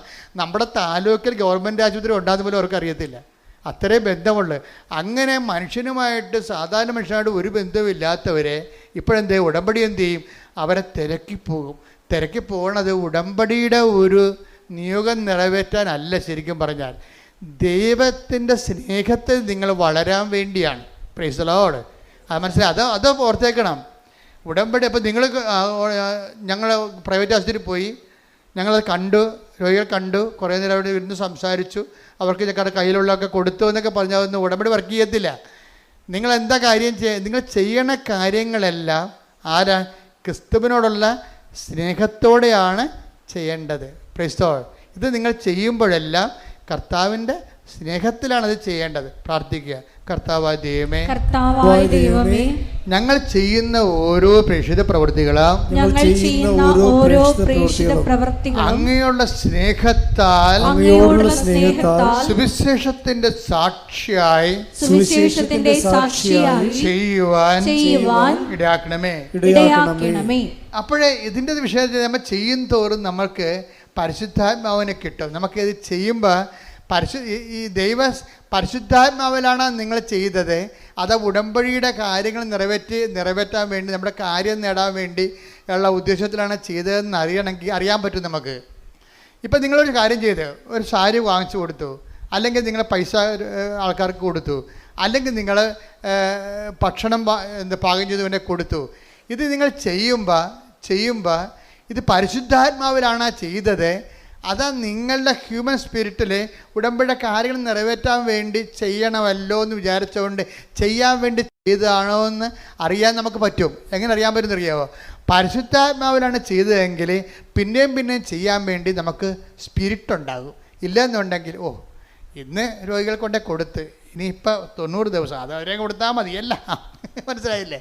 90 ദിവസം ഉണ്ട്. അപ്പോൾ എല്ലാ ആഴ്ചയും കൊണ്ടുപോയി രോഗികൾക്ക് ഭക്ഷണം കൊടുക്കണം. കുഴപ്പമില്ല, 90 ദിവസം വരെ കൊടുക്കാം, പട്ടണത്തിനും കൊടുക്കാം. അപ്പം നമ്മൾ ഈ ദിവസം എണ്ണി കൊടുക്കും. അത് പക്ഷേ അതിനൊന്നും കൗണ്ട് ഡൗൺ ആണ്. അതൊക്കെ എന്താ പ്രശ്നം വെച്ച് കഴിഞ്ഞാൽ അത് ഉടമ്പടി പ്രകാരമല്ല. അത് നിങ്ങളുടെ വയറ്റിപ്പഴപ്പിന് വേണ്ടി നിങ്ങൾ ചെയ്യുന്ന എന്തോ ഒരു ദൈവത്തിൻ്റെ കണ്ണിൽ പൊടിയിടാൻ വേണ്ടിയുള്ള എന്തോ ഒരു തരം പ്രവർത്തനങ്ങളാണ്, മനുഷ്യപ്രവർത്തനങ്ങളാണ്. അത് പ്രേക്ഷിത പ്രവർത്തനങ്ങളല്ല. ഇത് പ്രേക്ഷിത പ്രവർത്തനവും മനുഷ്യപ്രവർത്തനവും തമ്മിലുള്ള വ്യത്യാസം. പ്രേക്ഷിതം മീൻസ് അതിൻ്റെ അർത്ഥം എന്താ? വൺ ഹു ഈസ് സെൻറ്റ്, അല്ലേ? പ്രേക്ഷിതം അതായത് ഒരാളെ പറഞ്ഞു വിടുക. ഒരാൾ പറഞ്ഞിട്ടാണ് നമ്മളത് ചെയ്യണത്. അതിനാണ് പ്രേക്ഷിതം എന്ന് പറയണത്. സംസ്കൃത വാക്കാണ്. അതിനാ പ്രേക്ഷിത എന്നൊക്കെ പറയത്തില്ലേ. എന്നുവെച്ചാൽ സ്വയം ചെയ്യണതല്ല. ദൈവം എൻ്റെ പിതാവ് എന്നെ അയച്ചതുപോലെ ടേക്ക് ദ ബെഡ് അപ്പ് ശ്രദ്ധിക്കട്ടെ. ഹല്ലേലൂയ ഹല്ലേലൂയ ഹല്ലേലൂയ ഹല്ലേലൂയ. യേശുവേ നന്ദി, യേശുവേ സ്തുതി. ഹല്ലേലൂയ യേശുവേ ആരാധന ആരാധന. ഹല്ലേലൂയ ഹല്ലേലൂയ ഹല്ലേലൂയ. യേശുവേ ആരാധന ആരാധന ആരാധന. യേശുവേ നന്ദി, മഹത്വം മഹത്വം മഹത്വം. യോഹന്നാൻ 20:21. യോഹന്നാൻ 20:21. പിതാവ് എന്നെ അയച്ചതുപോലെ പറഞ്ഞ പിതാവ് എന്നെ അയച്ചതുപോലെ ഞാനും നിങ്ങളെ അയക്കുന്നു. അതാണ് വിഷയം. ഞാനും അയക്കുന്നു. അടുത്ത വരി. ഇത് പറഞ്ഞിട്ട് അവരുടെ മേൽ വിശ്വസിച്ചുകൊണ്ട് അവരോട് അരുൾ ചെയ്തു, നിങ്ങൾ പരിശുദ്ധാത്മാവിനെ സ്വീകരിക്കുവിൻ. അപ്പോൾ എപ്പോഴും പ്രേക്ഷിത പ്രവർത്തനത്തിന് അത് എൻസ്പിരിറ്റഡ് ആണ്. മനസ്സിലായില്ലേ? മറ്റൊരു സാധാരണ പ്രവർത്തനങ്ങൾക്ക് ഹ്യൂമൻ സ്പിരിറ്റഡ് ആണ്. ഇത് വ്യത്യാസം ഇതാണ്. പ്രേക്ഷിത പ്രവർത്തനം. ഇപ്പം നമ്മൾക്ക് നമ്മുടെ IELTS പാസ്സാകാൻ വേണ്ടി നമ്മൾ പൊതിച്ചോറ് കെട്ടിക്കൊണ്ടുപോയി രോഗികൾക്ക് കൊടുക്കുന്നു, ഗുഡ് ബൈ, അവരും തിന്ന് നമുക്ക് സമാധാനം. എന്നിട്ട് നമ്മൾ കമ്പ്യൂട്ടറെ റിസൾട്ട് വന്നാന്ന് പറഞ്ഞ് കൈയടിച്ചെടുത്ത് നോക്കിക്കൊണ്ടിരിക്കുന്നു. ഇത് ഹ്യൂമൻ സ്പിരിറ്റിലാണ് വർക്ക് ചെയ്യണത്. പ്രേക്ഷിത പ്രവർത്തനം എന്ന് പറഞ്ഞാൽ എന്താണ്? എൻ്റെ പിതാവ് എന്നെ അയച്ചതുപോലെ. പിതാവ് യേശുവിന് ഏറ്റവും വലിയ പ്രേക്ഷിതനാരാണ്? ഈശോയാണ്. അപ്പ അയച്ചതാണ്. എൻ്റെ പിതാവിനെ അയച്ചതുപോലെ എന്ത് ചെയ്യണം? ഞാനും നിങ്ങളെ അയക്കുന്നു. അപ്പോൾ നിങ്ങൾ പോകുമ്പോൾ യേശുക്രിസ്തുവാണ് നിങ്ങളെ ഗവൺമെൻറ് ആശുപത്രിയിലോട്ട് പറഞ്ഞു വിട്ടിരിക്കുന്നത് എന്ന് നമുക്ക് ഫീൽ ചെയ്യണം. അപ്പോഴാണത് പ്രേക്ഷിത പ്രവർത്തനമാകണത്. യേശുക്രിസ്തുവാണ് നിങ്ങളെ. കർത്താവേ, ഒരു 10 പത്രം കയ്യിലെടുത്ത് അല്ലെങ്കിൽ 10 പൊതിച്ചോറ് ഉണ്ടാക്കുന്ന സമയത്ത് നിങ്ങൾ ജപമാല ചൊല്ലിക്കൊണ്ടാണല്ല രോഗികൾക്ക് വേണ്ടി പൊതിച്ചോറ് ഉണ്ടാക്കുന്നത്. അപ്പോൾ ഉണ്ടായിക്കൊണ്ടിരിക്കുന്ന സമയത്ത് നിങ്ങൾക്ക് അത് കൊണ്ടുപോകുന്നതിന് വേണ്ടി പരിശുദ്ധാത്മാവ് നിങ്ങൾക്ക് ആ സമയത്ത് തരും ദൈവം. അതാണ് പ്രേക്ഷിത പ്രവർത്തനത്തിൻ്റെ ഗുണം. പരിശുദ്ധാത്മാവ് തന്നു കഴിഞ്ഞാൽ ഇപ്പോൾ ഈ ജിബിൻ്റെ സാക്ഷ്യം കണ്ട് ജുബിൻ ഞാൻ പറഞ്ഞു നേരത്തെ പറഞ്ഞ കക്ഷിയില്ലേ, അയാളുടെ ചെറുപ്പക്കാരനാണ്. അയാൾ ഉടമ്പടി എടുത്തപ്പോൾ എന്താ സംഭവിച്ചത്? അയാൾക്ക് 4 സപ്ലൈ ഉണ്ടായത്, പിന്നെ അത് കൂടി 7 സപ്ലൈ ആയി. പിന്നെ എന്ത് ചെയ്ത്? അടുത്ത എഴുത്തിന് 7 സപ്ലൈ ആൾ ജയിച്ചു. അതാണ് വിഷയം. അപ്പോൾ പക്ഷേ അയാൾ ചെയ്യണ കാര്യം എന്താണെന്നറിയാമോ? അതായത് വേറെ ബ്ലോസം എന്നും പറഞ്ഞൊരാളെ കണ്ടുമുട്ടി ആശുപത്രി ചെന്നപ്പോൾ. ബ്ലസ്സൻ. ഈ ജൂബിൻ ബ്ലസ്സൻ എന്ന് പറഞ്ഞ ഒരാളെ ആശുപത്രിയിൽ കണ്ടുമുട്ടി. ബ്ലസ്സൻ എന്താ? ബ്ലസ്സന് ക്യാൻസറാണ്. അപ്പോൾ ബ്ലസ്സനെ ചികിത്സിച്ച് അവന് അയാളുടെ കയ്യിലുള്ളതൊക്കെ കൊടുത്ത് അവന് ഭക്ഷണമൊക്കെ വാങ്ങിച്ചു കൊടുത്ത് ബ്ലസ്സിന് തോന്നി ഇവനിപ്പോൾ പാവപ്പെട്ടവനാണ്. ഇവൻ്റെ അമ്മ ഇവിടെ നിന്ന് നോക്കിക്കൊണ്ടുകൂടെ നിൽക്കണം. അവർ പോയി കുളിക്കുകയോ വല്ലതും ചെയ്യണമെന്നുണ്ടെങ്കിൽ ഇവിടെ ഇവനെ നോക്കാൻ ആരുമില്ല. അപ്പോൾ ജൂബിൻ പറഞ്ഞു, ബ്ലസ്സിൻ്റെ അമ്മയല്ലേ, അമ്മ വീട്ടിൽ പോയി കുളിക്കുക നനക്കൊക്കെ ചെയ്തിട്ട് വാ, ഞാനിവിടെ ഇവനെ നോക്കിക്കൊണ്ട് നിന്നോളാം. കളി വേണ്ട. അത് പ്രേക്ഷിത പ്രവർത്തനം എന്ന് പറഞ്ഞാൽ അതാണ്. കളി മറന്ന കണ്ടില്ലേ? അങ്ങനെ നിന്ന് എത്ര ദിവസം എന്നറിയാവോ? അവൻ പറഞ്ഞു അവർ പാവപ്പെട്ടത് കൊണ്ട് അവർക്ക് ഒരു നേരം ആഹാരം കിട്ടണമെങ്കിൽ പണിയെടുക്കണ്ടേ. അപ്പം അതുകൊണ്ട് ഞാൻ എന്ത് ചെയ്ത്, അമ്മയെ പറഞ്ഞ് വീട്ടിൽ വിട്ടിട്ട് ഞാൻ 1 മാസം അവൻ്റെ കൂടെ നിന്നെന്ന് പറഞ്ഞു. Price the Lord. ഇതാണ് പ്രേക്ഷിത പ്രവർത്തനം. ഇതാണ് പ്രേക്ഷിത പ്രവർത്തനം. അപ്പോൾ അവൻ മരിക്കാനായപ്പോൾ അവൻ പറഞ്ഞു എനിക്ക് ജൂബിനെ കാണണമെന്ന് പറഞ്ഞു. പിന്നെ ജുബിൻ പോയി കണ്ടു. ജുബിൻ്റെ കൂടെ കൈ വെച്ച് അവൻ മരിച്ചു. അപ്പോൾ ഒരു മനുഷ്യന്മാരെങ്ങനെ ജീവിക്കണമെന്ന് നോക്കിയേ. അവസാന നിമിഷമാണ് അവനെ ശുശ്രൂഷിക്കാൻ കിട്ടിയെങ്കിലും ആ ജീവിതകാലം മുഴുവൻ ഇതിൽ നിന്ന് വരുമാനം കിട്ടി. ഈ ജൂബിനെ ഈ ബ്ലസ്സനെ സ്നേഹിച്ചതിൻ്റെ പേരിൽ കർത്താവ് അവൻ്റെ മരണം വരെ ഇതിൽ നിന്ന് അവന് വരുമാനം വന്നുകൊണ്ടിരിക്കും. കൃപയുടെ വരുമാനം വന്നുകൊണ്ടിരിക്കും. ഒരിക്കലും ജൂബിനെ ദൈവം മറക്കത്തില്ല. അതുപോലെ നിങ്ങളെയും ദൈവം ഒരിക്കലും മറക്കാനാവാ ദൈവത്തിന് എന്ന് ഓർക്കാൻ പറ്റുന്ന രീതിയിൽ ഒരു പ്രേക്ഷിതയായി നിങ്ങൾ ഉയർത്താനും വളർത്താനും വേണ്ടി ഇടിമുഴക്കം പരിശോധിക്കട്ടെ. തിരഞ്ഞെടുത്തയക്കണമേ എന്ന് പ്രാർത്ഥിക്കുന്നു. ഈ കാലഘട്ടത്തിൽ നിന്റെ കൈയും കാലുമായി പ്രവർത്തിക്കുവാൻ ഈ ആരാധനയിലൂടെ ഞങ്ങളെ അഭിഷേകം ചെയ്യണമേ എന്ന് പ്രാർത്ഥിക്കുന്നു.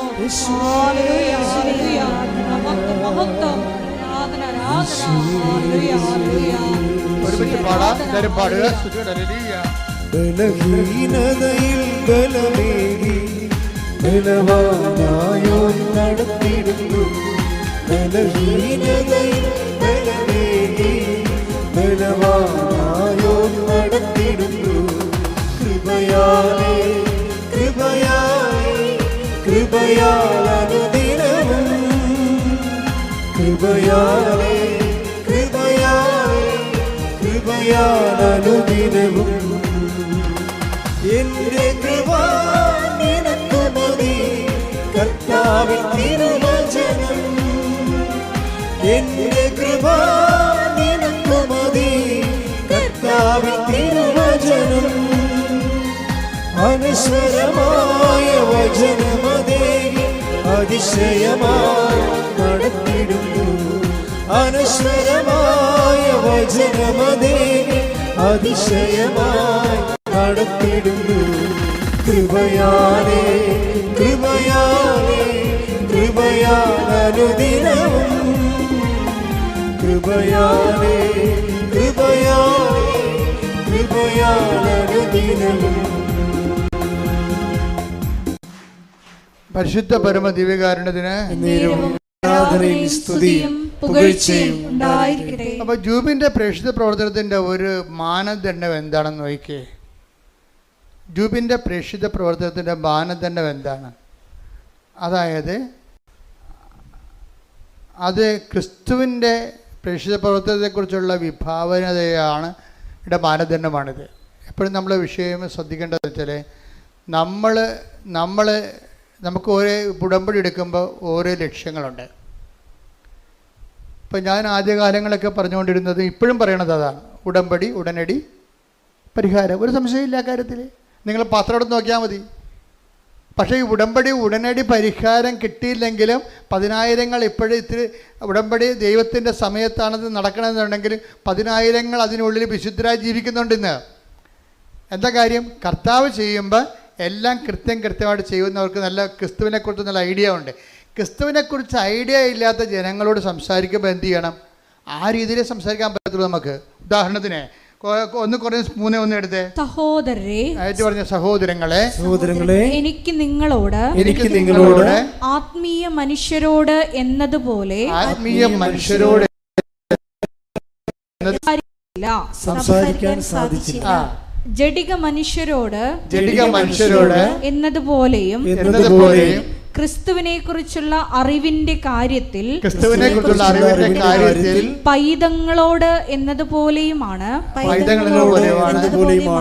നിങ്ങളോട് ഞാൻ സംസാരിച്ചത്. പൈതങ്ങളോട് സംസാരിക്കുമ്പോൾ എന്ത് ചെയ്യണം? അവർക്ക് മിഠായി, ബലൂൺ, അതുപോലെയുള്ള കളിപ്പാട്ടം, ഇങ്ങനെ കുറേ സംഭവങ്ങളില്ലേ, അവർ കിട്ടിയാൽ മാത്രമേ മദറിൻ്റെ സ്നേഹം. നിങ്ങൾക്കറിയാവില്ല, ഇപ്പം കുഞ്ഞുങ്ങളെ അമ്മയെന്ന് വിളിക്കണ ആരെയാണ്? പലപ്പോഴും ആയമാരെ വിളിക്കണതല്ലേ. നാളെ ബംഗാളി ചേച്ചിമാർ വന്ന് നമ്മുടെ പിള്ളേർക്ക് നിങ്ങൾ 4 ലക്ഷത്തിൻ്റെ ശമ്പളം മേടിക്കും, നിങ്ങളുടെ മക്കൾക്ക് മുല കൊടുക്കുന്നതായിരിക്കും ബംഗാളി ചേച്ചിമാരായിരിക്കും. അപ്പം നമ്മുടെ മക്കൾ അവരെന്തെന്ന് വിളിക്കും? അമ്മയെന്ന് വിളിക്കും. നിങ്ങളെന്തെന്ന് വിളിക്കും? ആയെന്ന് വിളിക്കും. ഇതാണ് പ്രശ്നം. പിള്ളേരുടെ ഒരു സൈക്കോളജിയിൽ എന്താ ഉള്ളത്? ആര് എന്ത് കൊടുക്കുന്നു അവരാണ് അമ്മ. ഞാൻ പറഞ്ഞിട്ട് കാര്യമില്ല. ആര് കൊടുക്കുന്നു? അമ്മയെ എപ്പോഴും അമ്മയായി നിൽക്കുന്നത് എന്തുകൊണ്ടാണ്? എല്ലാ കാര്യങ്ങളും കുഞ്ഞിനെ ചെയ്ത് കൊടുക്കുന്നത് കൊണ്ടാണ്. അപ്പം ദൈവത്തിന് ഇങ്ങനെ ഒരു കാലം ഉണ്ടെന്നാണ് പൗലോസ് പറയുന്നത്. ഒന്നിനു വായിച്ചത്. സഹോദരങ്ങളെ എനിക്ക് നിങ്ങളോട് ആത്മീയ മനുഷ്യരോട് എന്നതുപോലെ സംസാരിക്കാൻ സാധിച്ചില്ല. സംസാരിക്കാൻ സാധിക്കും. ആത്മീയ മനുഷ്യരോടാണ് സംസാരിക്കണം എന്നുണ്ടെങ്കിൽ എന്താണ്? നേരത്തെ പറഞ്ഞ കാര്യം 1 തിമോത്തി 4:8 എന്താണ്? ആത്മീയ മനുഷ്യരോട് സംസാരിക്കുന്നത് എന്തിനെക്കുറിച്ചാണ്? നിത്യജീവനെക്കുറിച്ചായിരിക്കും. ജഡിക മനുഷ്യരോട് സംസാരിക്കുന്നത് എന്തിനെക്കുറിച്ചായിരിക്കും? ഈ ജീവിതത്തിന് വേണ്ടിയായിരിക്കും സംസാരിക്കണത്. അപ്പോൾ ഈ ജീവിതത്തിന് വേണ്ടി കർത്താവ് അഡ്രസ്സ് ചെയ്യണില്ലേ? അതാണല്ല ഉടമ്പടി. ഈ ജീവിതത്തിന് വേണ്ടി അവർക്ക് വീഞ്ഞില്ല, അവർക്ക് വീടില്ല, അവർക്ക് ജോലിയില്ല, അവരുടെ വിവാഹം നടക്കണില്ല, അവർക്ക് രോഗമാണ്. ഇതല്ലേ പരിശുദ്ധ ഉടമ്പടിയിലൂടെ ഈശോയോട് പറഞ്ഞിട്ടല്ലേ സമയബന്ധിതമായി ഈ വിഷയം സമാധാനം ഉണ്ടാകേണ്ടത്. പക്ഷേ അടുത്ത പടി എന്താണ് ഉടമ്പടിയുടെ? ഈ ജീവിതത്തിന് വേണ്ടി മാത്രമാണ് നിങ്ങൾ യേശുക്രിസ്തു പ്രതിഷ്ഠിക്കുന്നത്. ഹല്ലേലൂയ ഹല്ലേലൂയ ഹല്ലേലൂയ ഹല്ലേലൂയ ഹല്ലേലൂയ. യേശുവേ നന്ദി, യേശുവേ സ്തുതി. 1 കൊരിന്തോസ് 15:19. ഈ ജീവിതത്തിന് വേണ്ടി മാത്രം പറഞ്ഞ ഈ ജീവിതത്തിന് വേണ്ടി മാത്രം ക്രിസ്തുവിൽ പ്രത്യാശ വച്ചിട്ടുള്ളവരാണെങ്കിൽ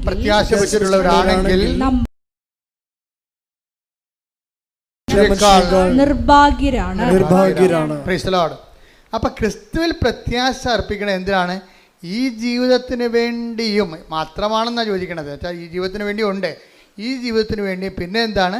വരാനിരിക്കുന്ന ജീവിതത്തിന് വേണ്ടി കൂടിയാണ്. അപ്പോൾ വരാനിരിക്കുന്ന ജീവിതത്തിന് വേണ്ടി കൂടുതലാണ് നിങ്ങൾ ചില കാര്യങ്ങൾ താമസിക്കുന്നുണ്ടെങ്കിൽ എപ്പോഴും ഓർത്തേക്കണം, നിങ്ങളെന്താണ്? നിത്യജീവൻ്റെ എക്സ്പ്രസ് ഹൈവേയിലേക്ക് വന്നു എന്ന്. എന്താ കാര്യം എന്താണ്? ദൈവം ഈ ജീവിതത്തെ ഉടമ്പടിയിൽ ഒരു 3-4 കാര്യങ്ങൾ പടപെടാതെ നിങ്ങളുടെ കാര്യം നടക്കുകയും ചില കാര്യങ്ങൾ താമസിക്കുകയും ചെയ്യുമ്പോൾ അത് താമസിക്കുന്നതല്ല, മറിച്ച് എന്താണ്? നിത്യജീവനെക്കുറിച്ച് നിങ്ങൾ ഈ കാലഘട്ടങ്ങളിൽ ചിന്തിക്കാനും അതിനുവേണ്ടി ഇൻവെസ്റ്റ് ചെയ്യാനും വേണ്ടി ദൈവം നിങ്ങളെ ഒരുക്കുന്നതാണ്. കൈയടിച്ച് ശ്രദ്ധിക്കട്ടെ. ഹല്ലേലൂയ ഹല്ലേലൂയ ഹല്ലേലൂയ ഹല്ലേലൂയ ഹല്ലേലൂയ. യേശുവേ നന്ദി. ഹല്ലേലൂയ ഹല്ലേലൂയ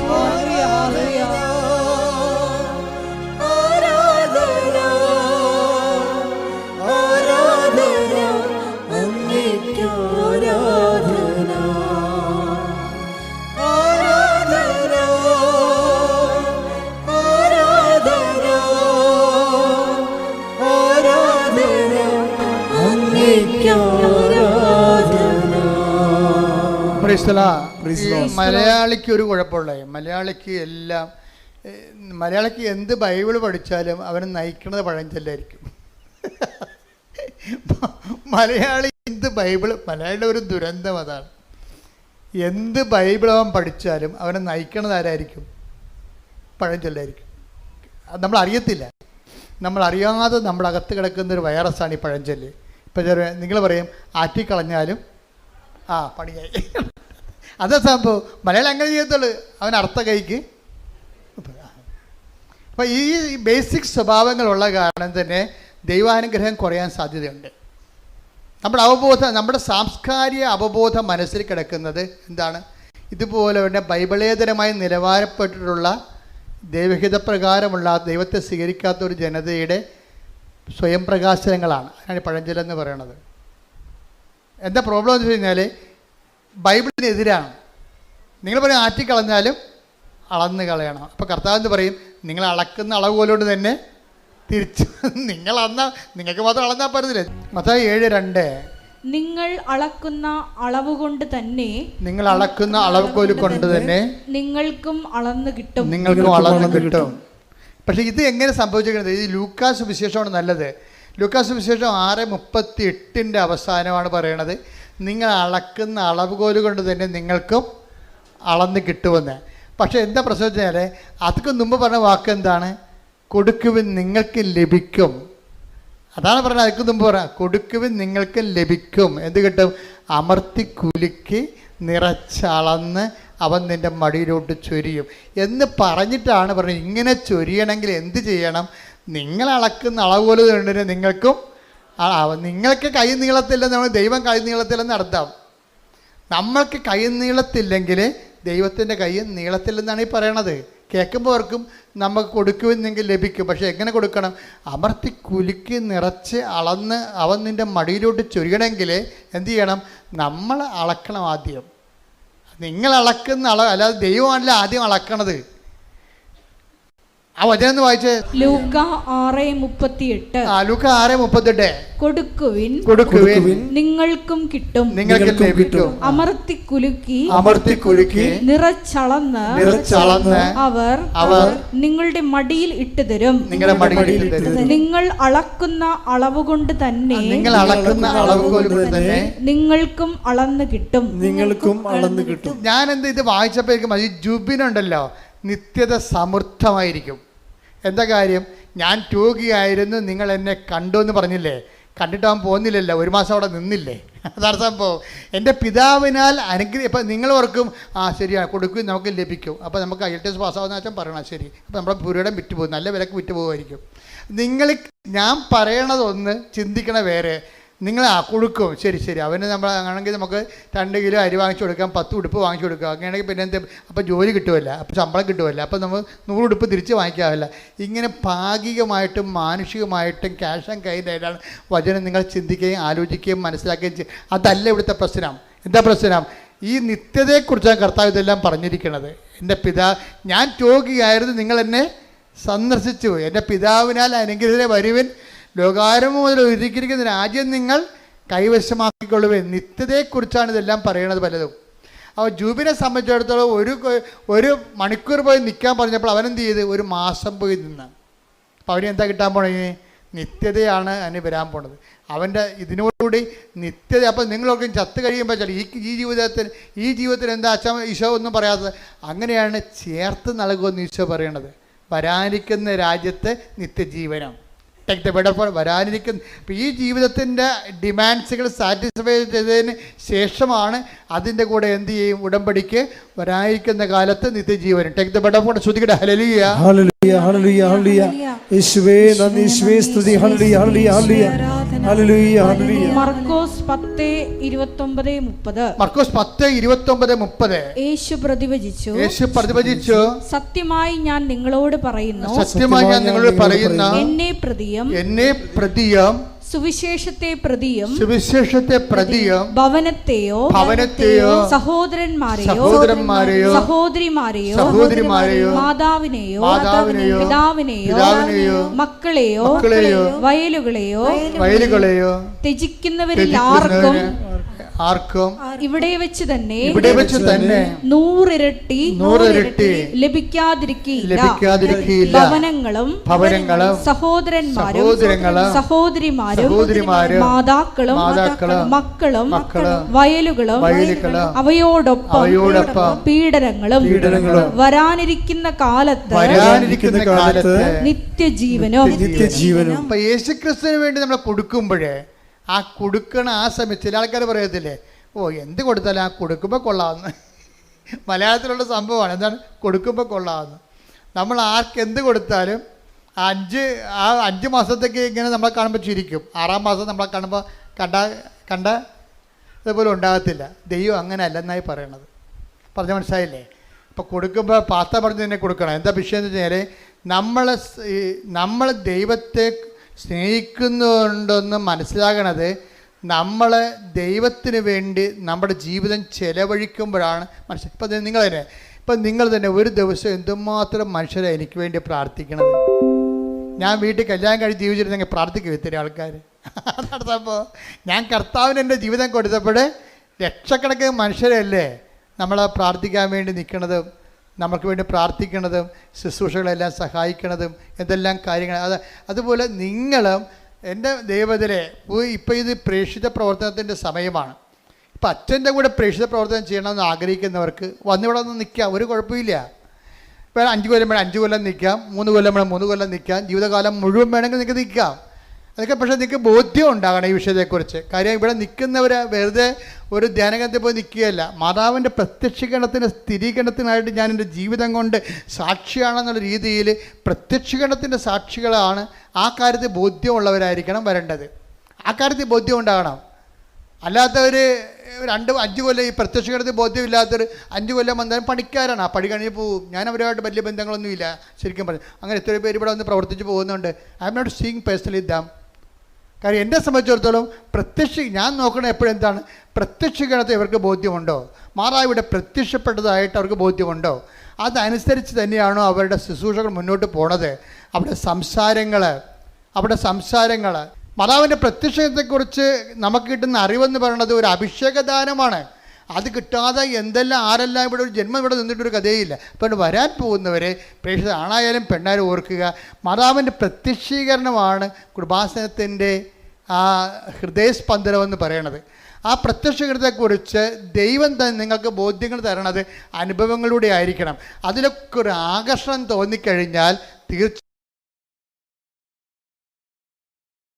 പ്രേക്ഷിതനാകാനുള്ള ആവശ്യിക്കാതെ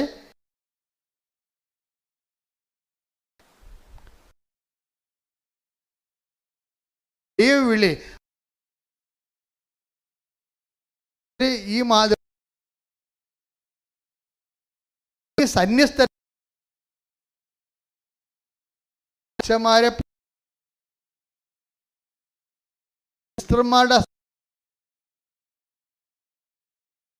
മുഴുവൻ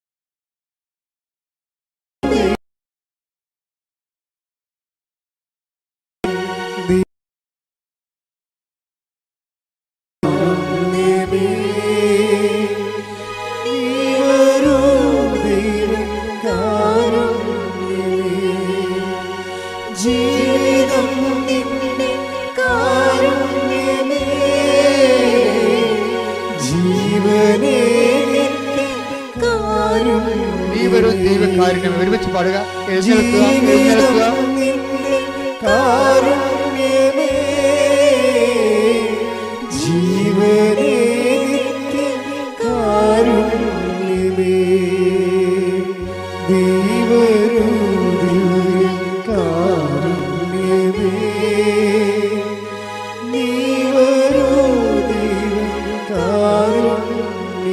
ഉച്ചത്തിൽ പാടി പ്രാർത്ഥിക്കാം.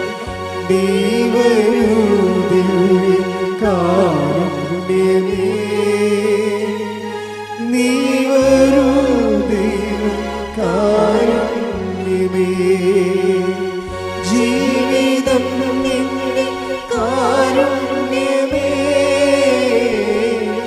ജീവനേ നിത്യ കാരുണ്യമേ, ജീവിതം നിന്റെ കാരുണ്യമേ,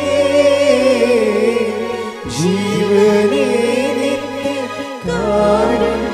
സ്തുതിച്ച് പ്രാർത്ഥിക്കാം. ഹല്ലേലൂയ ഹല്ലേലൂയ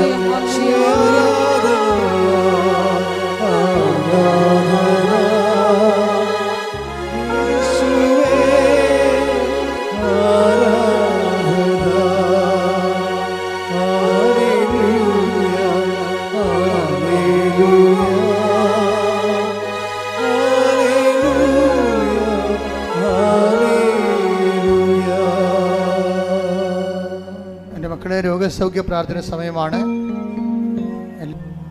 പരിശുദ്ധ പരമ ദിവ്യകാരുണ്യത്തിന് നേരവും ആരാധനയും സ്തുതിയും പുകഴ്ചയും ഉണ്ടായിരിക്കട്ടെ. പരിശുദ്ധ പരമ ദിവ്യകാരുണ്യത്തിന് നേരവും ആരാധനയും സ്തുതിയും പുകഴ്ചയും ഉണ്ടായിരിക്കട്ടെ.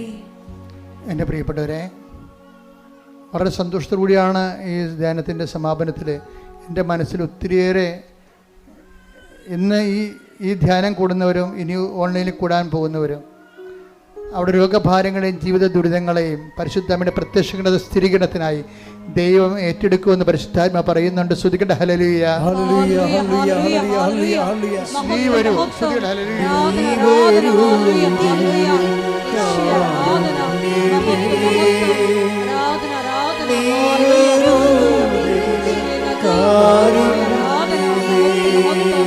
ചെല്ലരും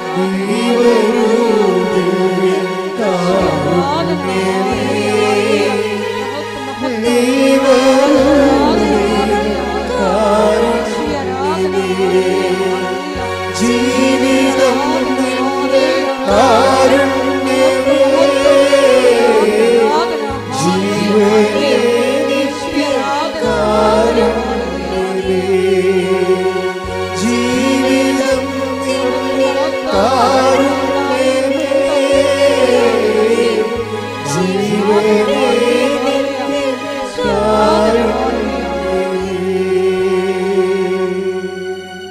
മക്കളെ, പരിശുദ്ധാത്മാവ് നമ്മൾ കുളിച്ച് നിൽക്കുന്ന ഒരു സമയമാണിത്.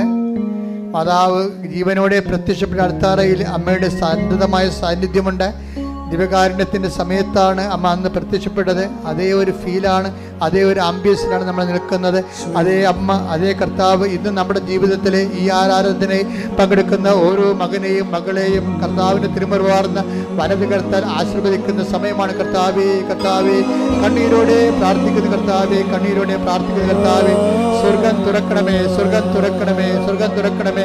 അടിപ്പിണർ പോലെ, അടിപ്പിണർ പോലെ, വൈദാക്കാലം പോലെ, വൈദാക്കാലം പോലെ ദൈവികമായ ശക്തി, ദൈവികമായ ശക്തി ഓരോ മകന്റെ മേലും, ഓരോ മകളുടെ മേലും അടുപ്പിട പോലെ, വൈദാക്കാലം പോലെ ദൈവികമായ ശക്തി ഓരോ മകന്റെ മേലും ഇറങ്ങുന്ന കർത്താവിന്റെ വിശുദ്ധ രക്തം, കർത്താവിന്റെ വിശുദ്ധ രക്തം ഉച്ച മുതല്, കർത്താവിന്റെ വിശുദ്ധ രക്തം ഉച്ച മുതല് ഉള്ളംകാല വരെ കർത്താവിന് ഇത് അരിച്ചിറങ്ങട്ടെ, അരിച്ചിറങ്ങട്ടെ. കർത്താവിന് ശക്തി. കർത്താവ് തൈറോയ്ഡ് രോഗികള്, തൈറോയ്ഡ് രോഗികള്, PCOD രോഗികള്, പിസ്റ്റുല രോഗികള്, കരള് രോഗികള്, ഹൃദയ രോഗികള്, ശ്വാസകോശ രോഗികള്, ഹൃദയ രോഗികള്, കിഡ്നി രോഗികള്, കുടല് രോഗികള്, ക്യാൻസർ രോഗികള്, യേശു ക്രിസ്തുവിന്റെ ഉന്നതമായ നാമത്തില് മാറിപ്പോകട്ടെ. ശ്രുതിക്കട്ടെ.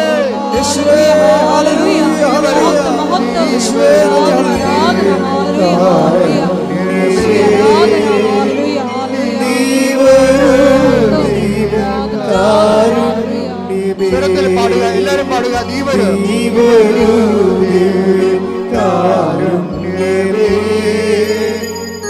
നീ വരൂ ദൈവം കാരുണ്യമേ.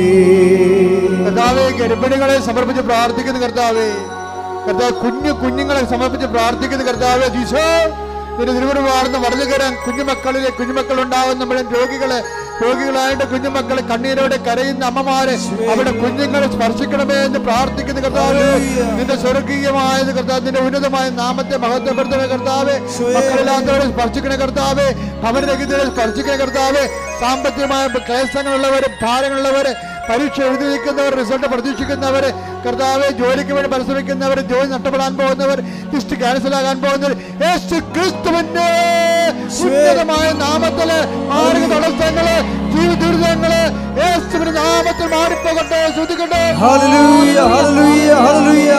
യേശുവേ,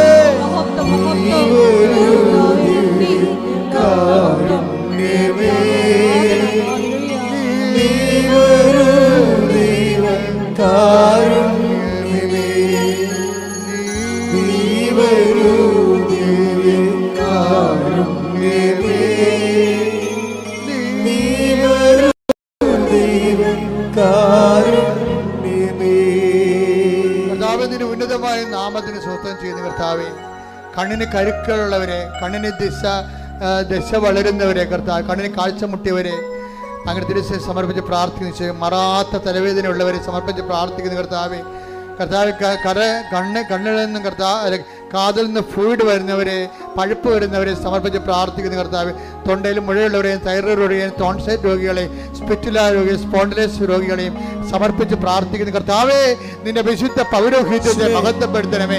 കർത്താവെ, സഭയിലുള്ള സാന്നിധ്യം പ്രകടമാക്കണമേ.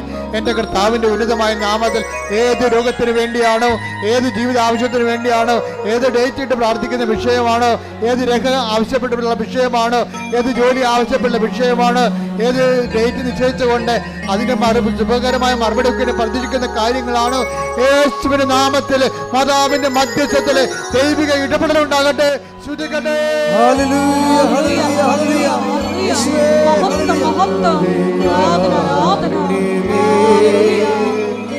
നീ വരൂ ദൈവം കാരുണ്യമേ, നീ വരൂ ദൈവം കാരുണ്യമേ, നീ വരൂ ദൈവം കാരുണ്യമേ.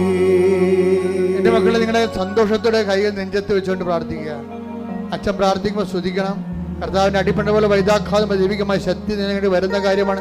നിന്റെ മനസ്സ് വേദനിക്കുന്ന, നെഞ്ച് പൊളയുന്ന, പിടക്കുന്ന എന്താ വിഷയത്തിനും ഈ ആഴ്ചയിൽ കർത്താവ് 7 ദിവസത്തിനുള്ളിൽ കർത്താവിന്റെ തീരുമാനം ഉണ്ടാകും. ശ്രദ്ധിക്കട്ടെ. ഹല്ലേലൂയ, ഹല്ലേലൂയ, ഹല്ലേലൂയ, ഹല്ലേലൂയ, ഹല്ലേലൂയ.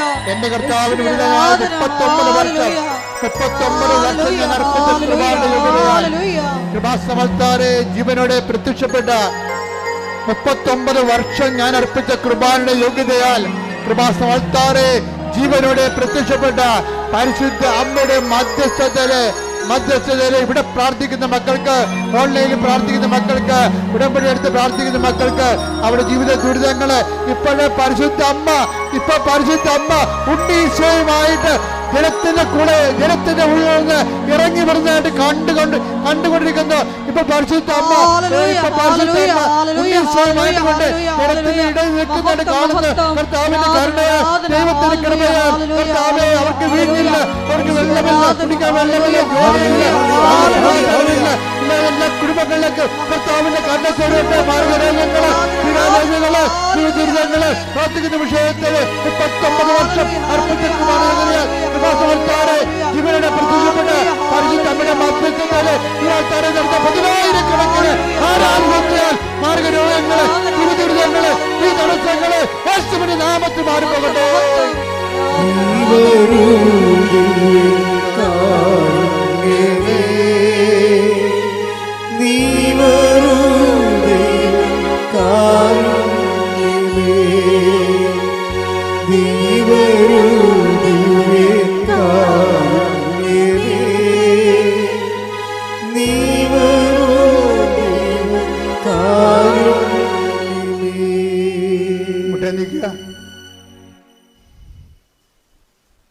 കൈകൾ കുപ്പിക്കൊണ്ട് കണ്ണടച്ച് കണ്ണ് തുറന്ന് കർത്താവിനെ നോക്കിക്കൊണ്ട് നിൽക്കേണ്ട സമയമാണ്. വ്യക്തിപരമായ ആവശ്യങ്ങൾക്ക് വേണ്ടി പ്രാർത്ഥിക്കേണ്ട സമയമാണ്. ഓൺലൈനിലുള്ളവരും പ്രാർത്ഥിക്കേണ്ട സമയമാണ്.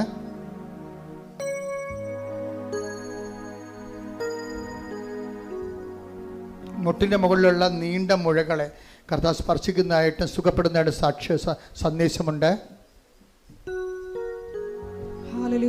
ശരീരം മുഴുവൻ ഇങ്ങനെ കുരുക്കൾ പോലെ, ചൂടുകുരുവല്ല, അല്ലാതെ തന്നെ എന്തോ അലർജി മൂലം ഉണ്ടാകുന്ന കുരുക്കളെ കർത്താവ് സ്പർശിക്കുന്ന സന്ദേശമുണ്ട്. എപ്പോഴും ശരീരത്തിൽ ഇങ്ങനെ തള്ളവില്ല കൊണ്ട് നെക്കി നോക്കുന്ന ഒരു ഇടമുണ്ട്. അത് ക്യാൻസറാണെന്ന് സ്വന്തമായിട്ട് ചിന്തിച്ച് ആകുലപ്പെടുന്ന വ്യക്തിയുണ്ട്. ആ വ്യക്തിയെ കർത്താവ് സുഖപ്പെടുന്നതായിട്ട് കാണിക്കുന്നുണ്ട്. ശ്രുതിക്കട്ടെ. ഹല്ലേലൂയ.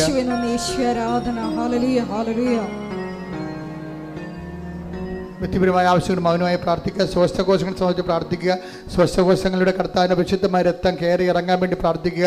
ശ്വാസകോശ കർത്താവ് സുഖപ്പെടുത്തുന്ന സമയമാണ്. ഇത് സാക്ഷ്യം പറയാൻ നിങ്ങൾക്ക് സാധിക്കാം.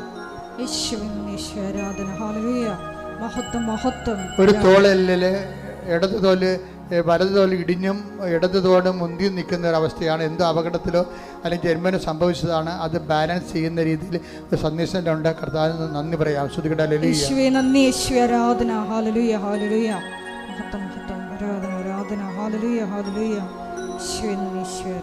മൗനമായി പ്രാർത്ഥിക്കേണ്ട സമയമാണ്. ഒരിക്കൽ കൂടി മരിയൻ ഉടമ്പടിയിൽ സമർപ്പിച്ചിരിക്കുന്ന എല്ലാ വിഷയങ്ങളും ദൈവമാതാവിൻ്റെ മധ്യസ്ഥതയിൽ ദിവ്യകാരുണ്യ സന്നിധിയിൽ സമർപ്പിച്ചുകൊണ്ട് നമുക്ക് ഒരു നിമിഷം മൗനമായിട്ട് പ്രാർത്ഥിക്കാം. ദൈവസ്നേഹത്തോടെ ദൈവിക പ്രത്യാശയിൽ മുന്നേറിക്കൊണ്ട് ഉടമ്പടി നിബന്ധനകൾ പാലിച്ചുകൊണ്ട് പരിശുദ്ധ അമ്മയുടെ പ്രത്യക്ഷീകരണത്തിൻ്റെ സ്ഥിരം സാക്ഷ്യമാക്കി ഞങ്ങളെ ഓരോരുത്തരെയും, ഞങ്ങളുടെ കുടുംബങ്ങളെയും സ്ഥാപനങ്ങളെയും ഈശോ ഉയർത്തണമേ എന്ന് പ്രാർത്ഥിച്ചുകൊണ്ട് നമുക്ക് ശിരസ്സ് നമിച്ച് ദിവ്യകാരുണ്യനാഥൻ്റെ ആശീർവാദം സ്വീകരിക്കാം.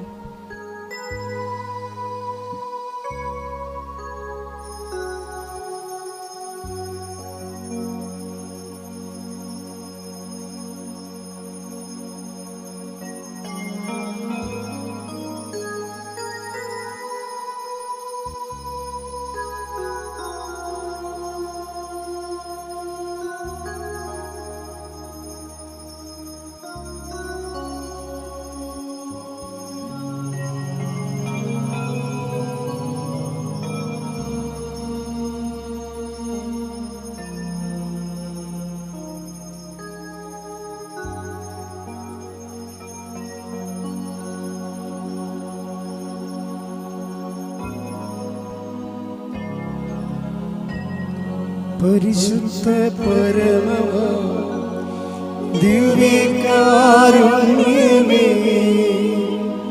എന്നുമെന്നും അങ്ങേയ്ക്കാരാധന.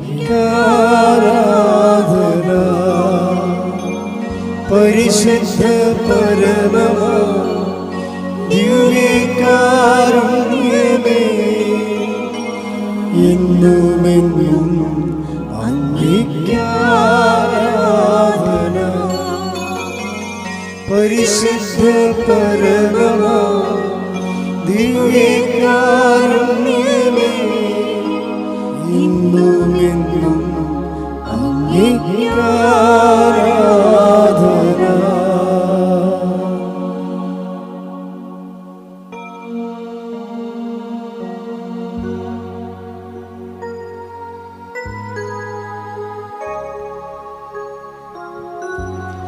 ആവേ